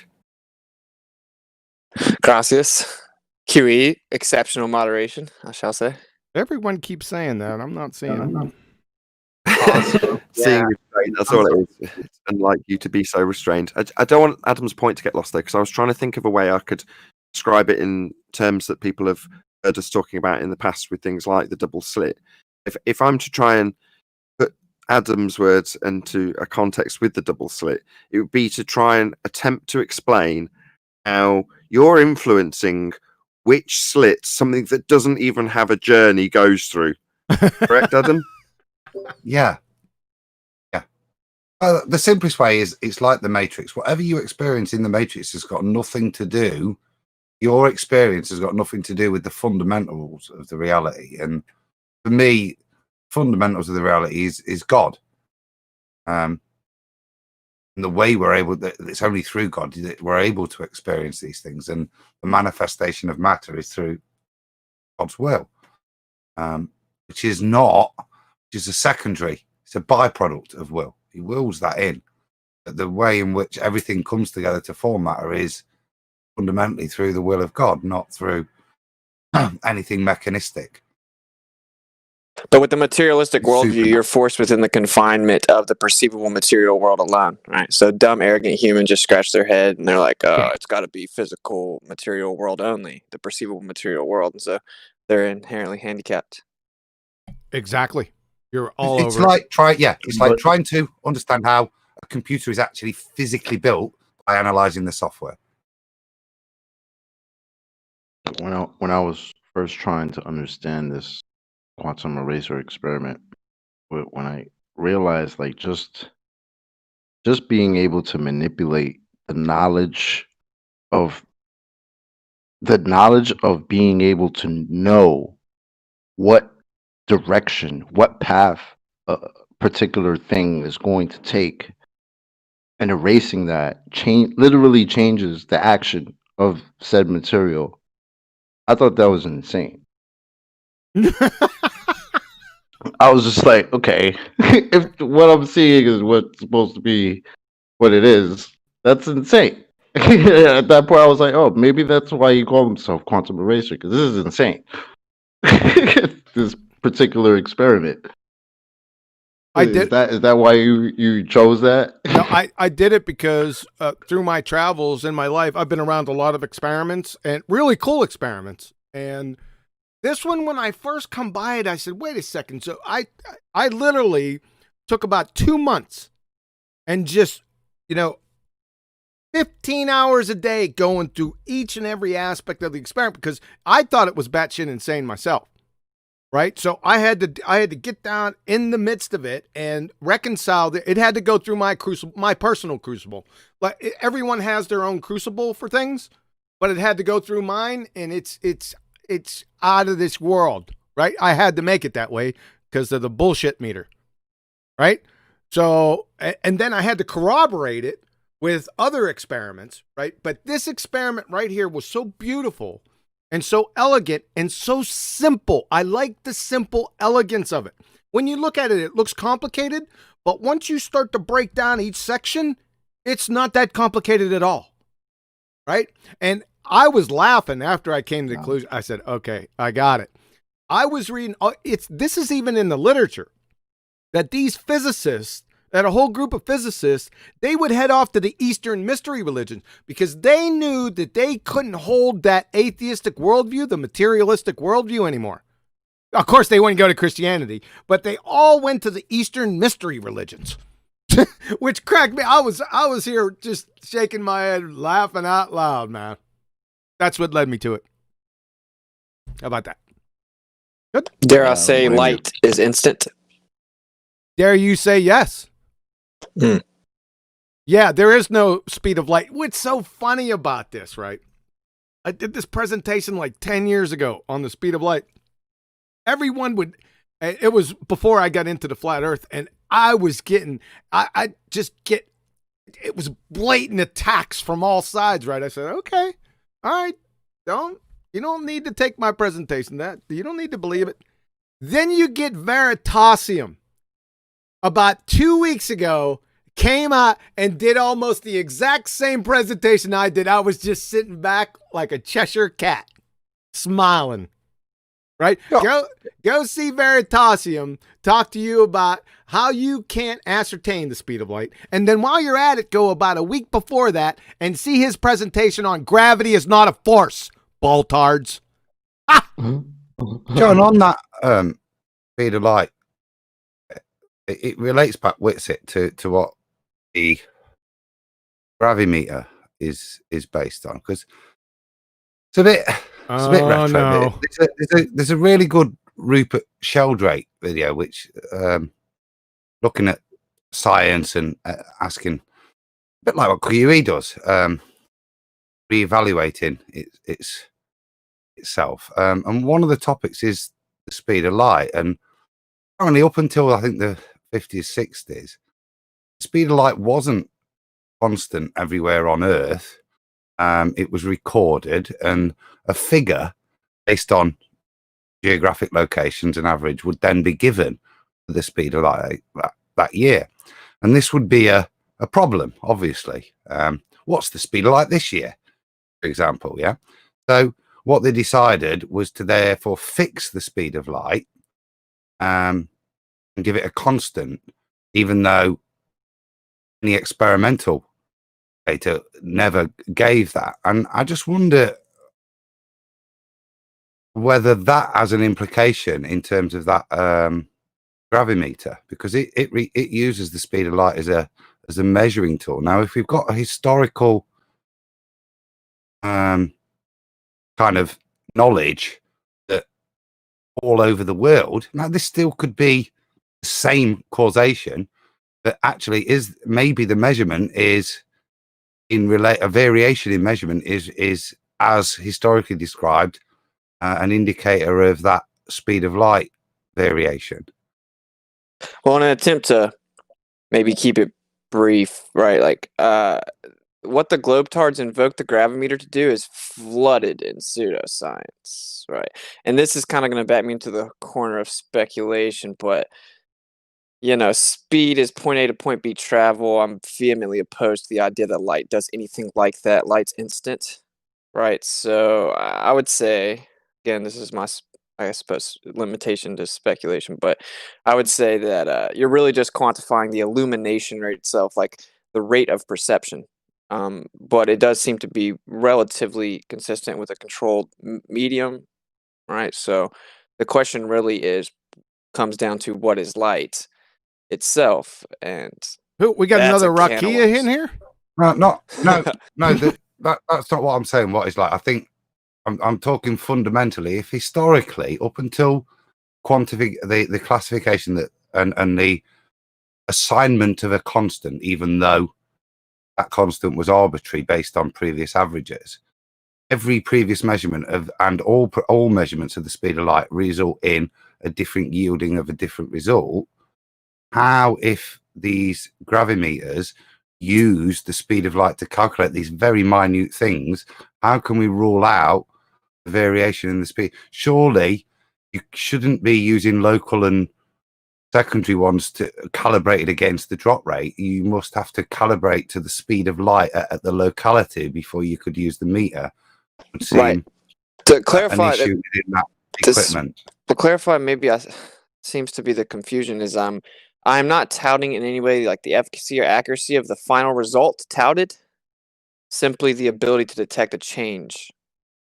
The velocity. Yeah, exactly. And I'm saying that's what I'm postulating, that change could actually be a consequence of the variation of the speed of light at different locations, not a consequence of anything else. Okay, I see what you're saying. Well, yeah, this gets back into my speculation where I'm going to have to invoke the background, and then you'd be within a certain vortexual manifestation of the background itself, and light is nothing more than that. It's based on the energy and the excitation of that, and then you have a perception of the illumination. I don't want to get in, but like, yeah, so I think that's possible. Yeah, I think the way the gravimeter's been set up, I call it, really it should be called the Grabler meter. I almost regret.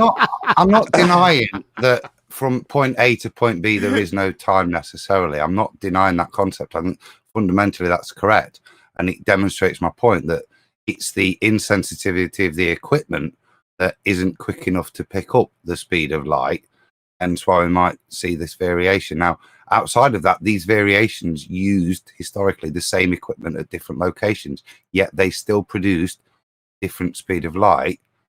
If we've got equipment that we're calibrating in one point on the Earth and we go to another, and there's this possibility that the equipment somehow registers speed differently, would that be a plausible explanation for a variation in what we then perceive as rate of drop? I would say maybe, but I consider it to be hyperlogical. There's different acceleration rates around the Earth. I just think there's a variance of factors.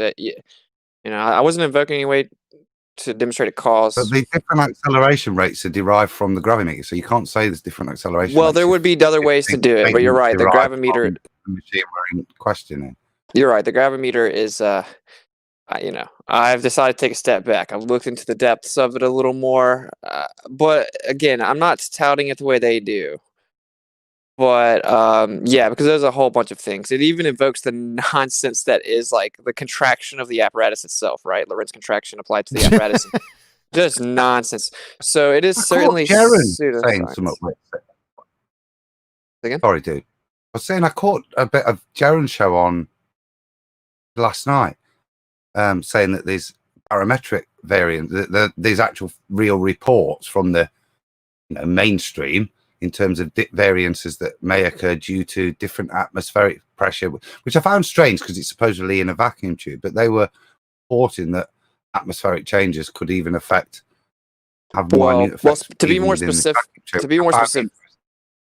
sorry, bro. To be more specific, it's hermetically sealed, but it's a Grabler meter, so you have to actually input it. A required primary input is the ambient pressure, longitude and latitude, altitude, all this stuff, right? And this is just a very elaborate pseudoscientific attempt to reify gravity. And so, in my opinion, what they're doing is actually trying to explain away a fluctuation in acceleration, because according to them, the Earth's a magic spinning cartoon ball that defies physics, and gravity is relative all the way to the center of mass. So a small variation of 30 centimeters above the surface of the Earth, you wouldn't see much fluctuation, right? So if they get something like 7.5 and 12.2, well, they're going to take a mean and they're going to factor in all these averages, and they're going to use all kinds of little Grabler equations. So yeah, like it's drowned in pseudoscience. Because of that, I regret maybe invoking it, right? But like I look at the interferometry specifically to be quite accurate, simply to detect a change, like not to tout the accuracy of the final output, because it cannot be done. I mean, right. Yeah, there is no speed of light. Right. This is really a lot of fun. Witsit, ever since the debate, everywhere he goes, the debate turned, or the subject material, I don't care if they're talking about nuns, the subject matter is going to turn towards the debate. And yeah, dude, it's been a 3-day debate. It's the new hotness. Of course it's going to go there. Yes, flat Earth versus flat Earth debates. We don't need no stinking globus no more. Yeah. At least these discussions are intellectual, they're honest, and we're discussing the points. We're not pissing around trying to redefine the word "and." Well, we've just already decapitated their pseudoscience, right? Like it. Yeah. Are you saying, Adam, that "and" cannot mean "or" also? What is this? No, please. Let's start a debate. Yeah, or. Oh, brother, man. Okay. We'll get there. Say again? We'll get there. Yeah, we'll get there. We ain't going to get there today. I'm going to tell you that right now. We're never going to get there by not talking about it either. And that's true. I think these kind of civil debates are great as we explore stuff and look at stuff. I'm with Witsit as well. There's got to be, for me, it may end up just me accepting it as a natural law, and that's where it sits for me now. But my curious mind, can I find out a little bit more? And there's nothing wrong with asking that. No. The thing is, for me, the issue is postulating hypothesis when it doesn't stack up, that when the evidence we've got isn't sufficient to put that there. And I think we're at that stage yet at the moment. I think investigations we're doing are suggesting things. Now, these things may, like with all the Zach stuff that we're looking at with electromagnetics and the likes, these may be things that influence it. Again, we're not postulating causation necessarily, even though it's a bit like gravity and relative density.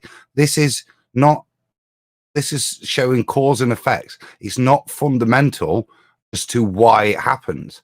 And this same route we're exploring with these things may come to the same conclusion. Here's another system which interplays with it all, but unfortunately, it doesn't explain why this way is this way, why ordering occurs in a particular repetitive manner. So for me, I think it's a bit like when we got into flat Earth first off back in the days. Now we were discussing honestly. And outside of people like Tim Osmond bombing in an Iron Realm on a Friday, well, what we were doing is more discussions like this. It's a bit like the 24/7 chat. It's a bit more honest, and you get the odd distraction from a baller, which is kind of irrelevant. But actually, we're all fumbling around in the dark, and maybe we might grab onto something that is worthwhile. And I enjoy that. Right, like well, as it pertains to the globe discussion, we don't have to do this, right? Like there is just up and down on this earth. That's the way it was designed.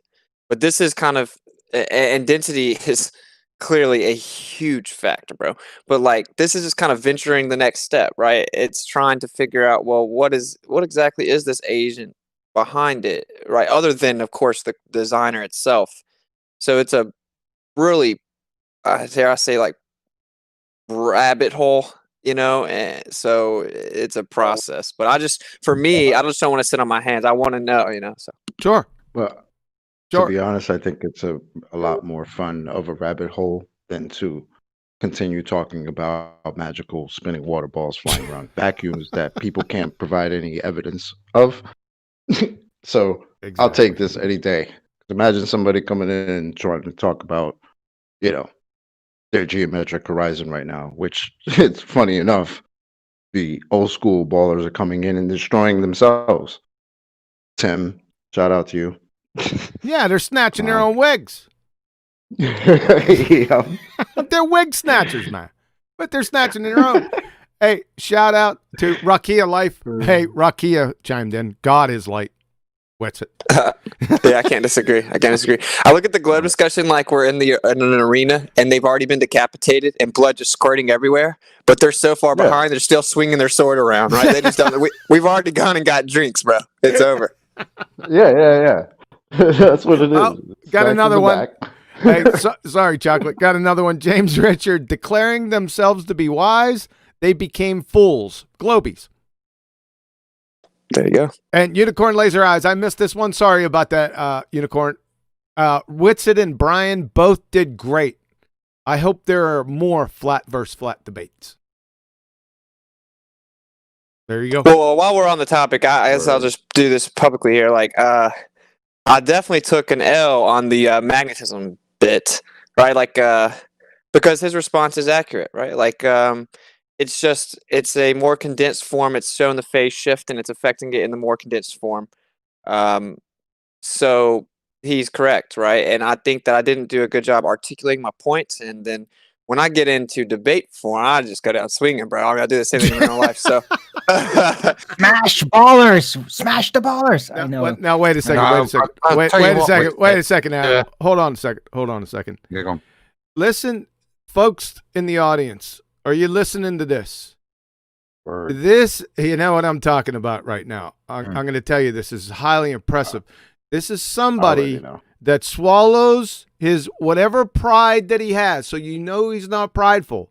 And he comes out and he says, hey, you know what? I was wrong. I have yet in 5 years to hear any baller say what he just said. What type of moral courage and intestinal fortitude that takes. I just want it to be recognized. Good on you, Whitney. John, before you went in there. I'm sorry. Well, I appreciate it. What a sad world where that has to be propped up, you know. Yep. You are right. A scholar and a gentleman, sir. I was about to butt in there, having heard that. I wanted to butt in, and that takes nuts respect, and that's the way we'll figure this shit out if we're honest with each other. And I've been wrong in the past. I've had to come on with Walter Lewin's calculation stuff and hold my hands up and respect, bruv, and thanks, because that helps us all move towards the truth. It's a breath of fresh air, man. Respect, bro. Much love to that, Adam. I think there is a reason why with Whitsett it's far easier. It's because presumably while he's debated that point, he's not attached to it on a religious level that's fundamentalist zealotry. Therefore, right or wrong, he can go, okay, yeah, I can take that one. I'll take the L on that one, as he put it. Well, the ballers, when it comes to the same scenario, are attached to it in such a way that they would rather engage in cognitive dissonance and mental pain than just say, yeah, I got it wrong. Or, no, I didn't do that very well and I didn't explain that or win my point, which is what Whitsit's done because he's not attached to it on such an emotional level that he couldn't bear to relinquish it. He'd rather have the pain of cognitive dissonance in its place. No, that's not going to be the case for us, is it? None of us are in pain over this stuff. Well said. Yep, well said. Yep. Anyone else on this particular? Go ahead, Adam. So there's no pain moving from I don't understand God's majesty to a position of I don't understand God's majesty. I'm happy with that. Even if I end up that's on my dying deathbed. What we've gone through tonight enables, and it's that comprehension. When you're talking about information and stuff, one of the greatest things that do demonstrate a creator to us. And I said, I don't need a false paradigm to hang on to, which stops me. And that's what we're seeing here is if you hang on to that false paradigm, you ignore the truth. And you cling on to falsehoods and ignore the truth, and then you'll never progress. Cool. Amen. Just checking a bit of admin with you. Where are we in terms of the presentation on the show, and when we're going to the guests? Have we got more to be presented, etc., etc.? The presentation is over. We're going to stop. Like I said, I did the first 2 scientific evidences. We'll hold off of the last 2 and the final part of the presentation for 2 weeks from now. There'll be a part 3. Okay, in that case, can I start asking the guests? Sonny's been trying to get a word in for a while, so if we start with him. Please, yeah, go ahead, Nathan. You got the con, man. Sonny, did you want to add something? Go ahead. I just wanted to say thank you, Whitsit, for helping forge ahead with the conversation, because what I can see in my 3.5 years of since I discovered flat Earth, that the globe is raggedy at best. They've got nothing left to stand on. So instead of us, pulling ourselves through the weeds with these people, yeah, I like the idea of pushing forward because it's more about figuring out what we don't know. So if we're looking at 5% of what's actually here, it's more important we look into what we don't know. And I appreciate it. Thank you, everybody. Yeah, no problem, bro. A word to the wise, though, those of you watching, bear in mind that Whitsit and Brian, and QE for that matter, are on the cutting edge of this conversation. But just in case anybody thinks, oh, well, we'll go about our merry way debating about what might be, when you don't understand either flat Earth, what it is and what it isn't, and the globe Earth, what it is and what it isn't, you're going to find that you're postulating your nonsense only for a globe Earthers to come along and humiliate you based on your nonsense. So bear in mind that the people doing this are at the absolute cutting edge. There's no way on this earth I wouldn't stand behind literally everything Whitsit said in a debate. I'd stand shoulder to shoulder knowing that he knows everything about the subject to be able to debate it with an opponent. So while this friendly thing might come across as very kumbaya, I just don't want anybody to get a full sense of security if you don't actually know the subject yet. Just a word to the wise. We'll go up the list in reverse order. So Travis, are you there? Can you hear us? Have you got anything to add? No, I actually got in late, guys. So no, carry on. Thanks. No bother. Smokescreen, did you have anything you wanted to add to this conversation after sitting through QE's presentation, or at least half of it?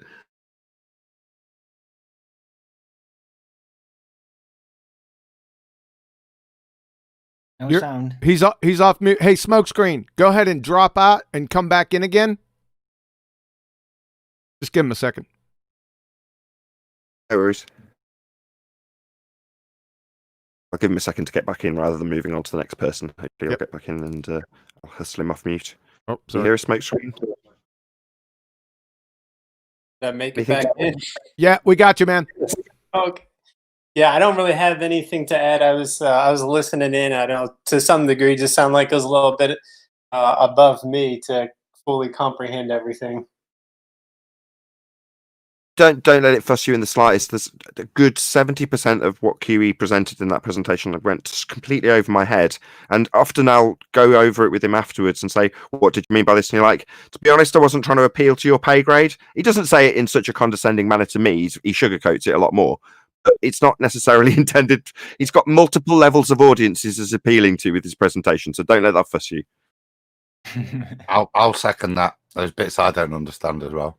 You know what I mean? And like I said, the impressive thing with that QE, I'm blowing smoke. It's terrible, but respectfully, yeah, I could talk about the biochemistry. This guy knows the multitude of disciplines, and it's impressive. As you jump from one to the other, mate. Damn. Thanks, man. Gee, this is some serious stuff right here, man. I got to insult you or something. Yes, it's got. That's what I was waiting for. Don't worry, I no meant one bottom of gets. the list. Don't worry. Bad choice in music. It's going to gain a bit of control. Just before, in case I don't get another opportunity, thank you very much for joining us today, Smokescreen. It's been an absolute pleasure, by the way. Oh yeah. Well, thanks for allowing me to come in and chat, and it was good finally talking to you. I mean, gosh, I just didn't realize we never did. I mean, it's only been what 5.5 years or 5 years or so. Yeah, it's been a while, eh? Yeah, thank you. And I'll tell you, me and my girlfriend, we have discussions, just kind of about the creator all the time. For me, it's hard to, and I know when you get deep into the pseudoscience, it's easy to kind of think, oh, there's no creator, and there's, we're all here by accident somehow, and nothing. And I think it's a very surface level thinking, but we always think if you just take the complexity of the human body and say, yeah, that just came out of nothing, that crawled out of something, that turned into something. I'm like, the human body and what we know about it, and who knows what we don't know, is so complex. It's a little mind-boggling that there's this creator that created all these things in our bodies, but our body is just so complex. And I know QE talked about the DNA code, which which is something that's still, I think, complex, but just made it sound so simple. But we kind of have some talks, I got some surface level talks about the human body all the time, just being this magnificent creation of this ecosystem of ecosystems within ecosystems, all the way down to the smallest levels of the details of what's inside of our body. Very appropriate, given that I'll say this just in case this is listened to on a re-upload. So today is December 2020. Very appropriate to the kind of things that are happening around us at the moment, Smokescreen. I'm going to thank you again and move on to the next guest. So Little G, thank you again, Smokescreen. Did you have anything you wanted to add? Anything you wanted to ask QE? Anything you wanted to disagree about? Feel free. Oh, it sounds good. Sounds like you guys are on the cutting edge. I like the joke about get your own dirt. That was pretty good. I'm interested to hear more. That was brought to you by Betty Van Velsen, the beautiful one who couldn't make it here today, but shout out to Betty. Fair enough, Little G. Just a disclaimer. I said Witsit, Brian, and QE were on the cutting edge. I didn't take any of that credit, just in case. Next, we've got, let's see if I can read that. I Slow. Oh, lovely. Anything you wanted to add? Yeah, hi guys. Great show. Seems like you guys are actually making some headway with getting to some actual truth topics here, debating the mainstream narrative that modern science has provided. I just wish you guys would kind of point out Charles Proteus Steinmetz and some of these great gods of electrical field theory that gave us a lot of the answers to these topics that we're debating upon them already. And kind of hard to digest some of the words they set forth, but nevertheless, they've covered all these topics, I feel, already. But either way, great show, and be back soon. Yeah.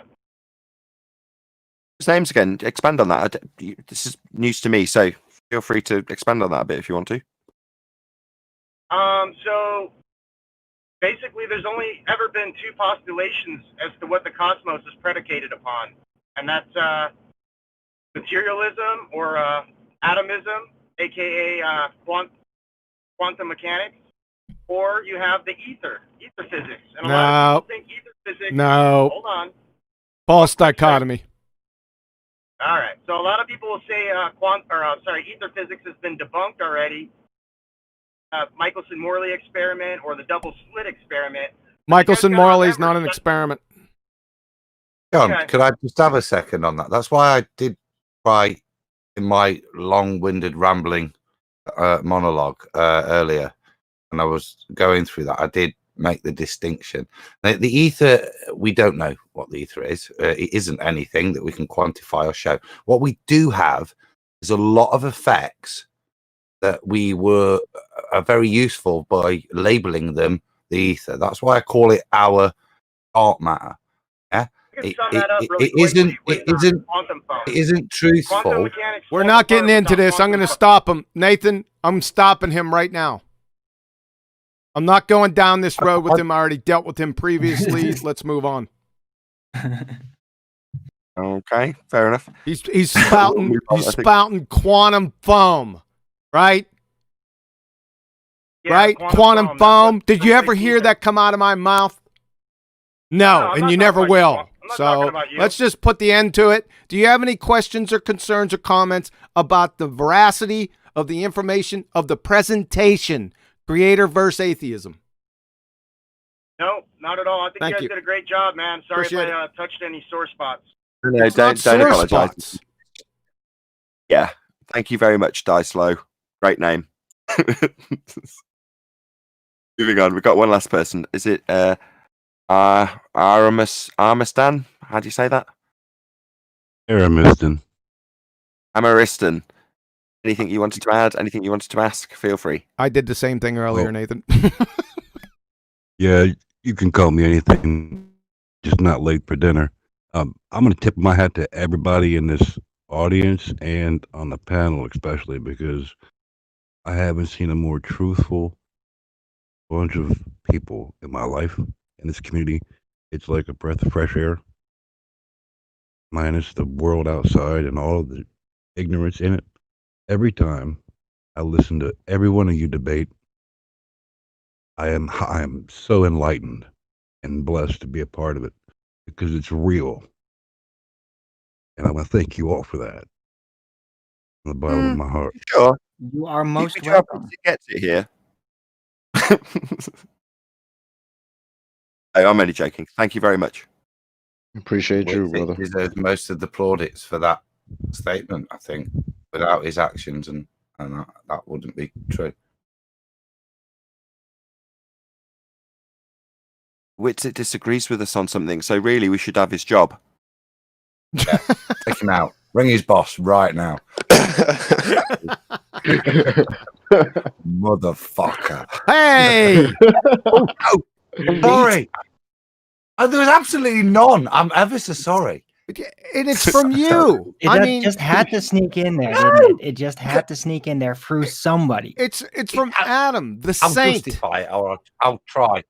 It is because it just excited, because it is quite a not as it was just highlighted to us there by our Amistan. Yeah, it is a novel experience for us, and I am probably a little bit too excited by that and let a word slip. I apologize, but it is novel. And that's the point. But it is the way we need to move forward, guys. If we can't just push it, then we're no better than them. I think I said from that first comment, that the merit for me is the way Witsit, especially what he said tonight. I think respect, bro. Even to me, I mean, just being a grown ass man and just saying, "Yo, my bad, I take the L." I mean, that's just being grown. Yeah, exactly. That's what I was about to say. You feel me, bro? Like, that's why I can respect what's as peoples, because that's just what grown men do, right? Stop it. Then you got these other clowns. No, I feel you, Adam. But yeah, that's why I give Wizard props for that. Hell yeah, bro. That's what you do. If you fuck up, you say my bad. All right. It shouldn't even be that serious. Sad that it has to be pointed out. But ballers never do that. And they're wrong all the time. Welcome to 2020 clown world where gammas run wild. Exactly. Crazy. Yeah, and we're all just a bunch of veteran soldiers here. we got so traumatized from the constant barrage, baller trolls sneaking in the corner, trying to jump at you when you don't look, that we're all just like so used to like, whoa, he's making a move. Is he gonna attack me? He's secretly a baller, pretending to be a flat earther after all these years. It's combat fatigue, and I got it myself. So you speak for yourself. I see myself as battle hardened. You see yourself as shell shocked. I just did that, but I'm not the only one. Well, tell him again, Nathan, because he rumpused you. When the energy runs high, it happens. Speak for yourself. You see yourself as shell shocked. I see myself as battle hardened. Very funny.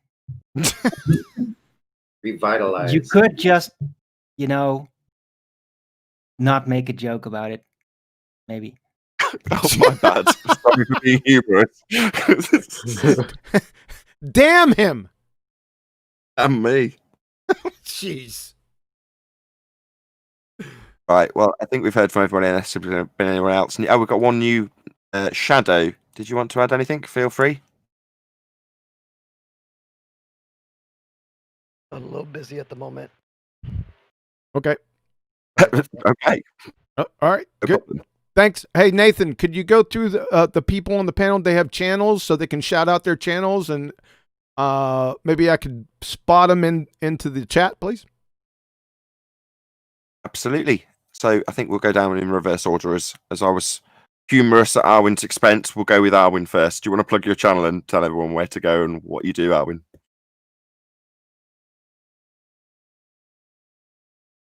Arwin. Arwin. Arwin. Arwin. All right. Maybe he's waiting for a double plug because he knows I'll do it. So that's ARWIJN, and he runs a daily show which goes out at 12 p.m. UK time, so midday UK time on his channel, which is of that exact same name, Arwin, ARWIJN. That's the Flat Earth Early Bird. Now an extended Flat Earth Early Bird because he runs a 2-hour show daily. So maybe he'll come back and give us a few more comments. I will go to him at the end. Maybe we'll round out with Arwin.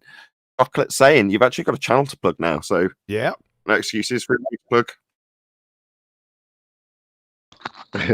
Okay. Yeah, I have a channel. It's Chocolate Saying.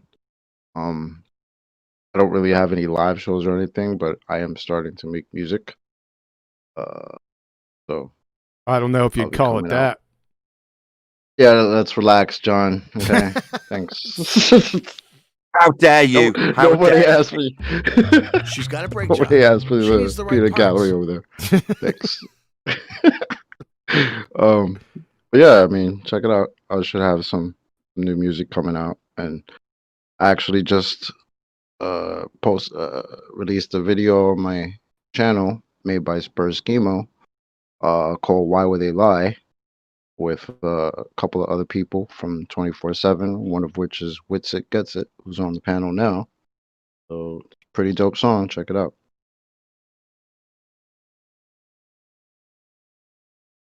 So that's it. That's Chocolate Saying YouTube channel. Who else we got that needs to plug? Do you still make videos, Smokescreen? If you do, feel free to make a plug for your channel right now. No, I'm not really. I haven't really been doing much with my channel. Just been busy. So I transitioned out of doing help desk, computer, whatever, tech support, and I moved into doing just career change into doing web development. So I have a lot of time. I focus on that, and then just trying to do some freelance stuff on the side, just make some extra money. So that's what I do with a lot of my time, and I try to catch shows and just kind of listen to them while I work. It's still worth going to his channel though, so check out Smokescreen Design. Exactly as the name suggests, you can hopefully see it on screen, or maybe not. Smokescreen Design, as it's spelt with no gaps, and that's his YouTube channel, which has gone into the chat as we were plugging it and talking about it earlier, and I've shared it plenty of times, but worth subscribing to because you might put out videos like QE. You didn't put out videos for a long time. You haven't. You've had a hiatus, but nevertheless, good material is still to be found on the Smokescreen Design channel. Adam Meakin. Yeah. Well, as you all know, part of Iron Rail Media, so you can join us on a Friday night about 11 o'clock, roughly, around about there. Other than that, really, just like I've enjoyed tonight, but I was just thinking, having what's just been said, that what could improve the Quantum Eraser channel? And I had a lovely bit of acoustic guitar tonight, but seriously, it's just not enough flat Earth rap on this channel. And I think if we could just get a bit more, and I'm not joking, because why would I lie? Why would you lie? That's some nonsense. That was a weak ass attempt at channel ad. Nathan, do you want to do it for him? Yeah, come on. You've mentioned IRL Media, but you could do a bit better than that. He was worried about ribbing me with the rap than to give a proper channel shout out. I was just trying to, people know IRL Media. I think I was just trying to pimp Chocolate Saints channel. I think this would be a great format to put some of that quality stuff that's on that channel. Yeah. Some of the video stuff's great as well. The rap's awesome. Yeah, because you got dope videos made by Adam Meakin. So, Adam Meakin can be found on the Iron Realm Media on a Friday night. He's also to be found on Globebusters from time to time. Correct me if I'm wrong. I've been kindly invited the odd time to Globebusters, yeah. But I mean, I'm much more a regular on Ballbusters, obviously. Being one. That's a great plug for the channel people are watching right now, because that will help grow with the people here now. Thank you, Adam. Absolutely useless.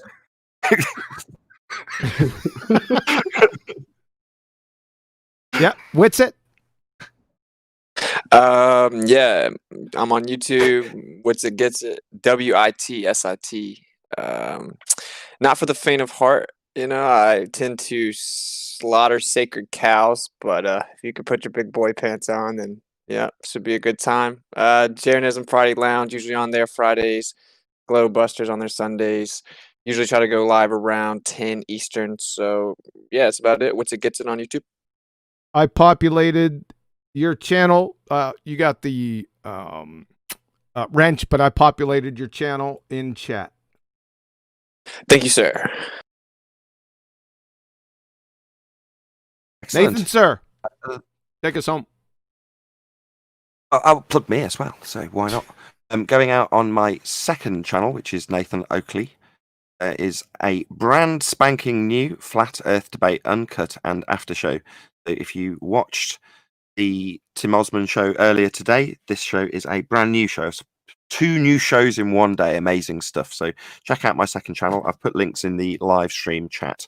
So first of all, a huge, massive, enormous thank you to Quantum Eraser for putting together such a brilliant presentation. There will undoubtedly be a part 3 as the 2 more scientific evidences to be presented. So that'll probably be on Ballbusters part 3 of this presentation in 2 weeks from now. If you're watching this on my channel, then wonderful. Thank you very much for joining us.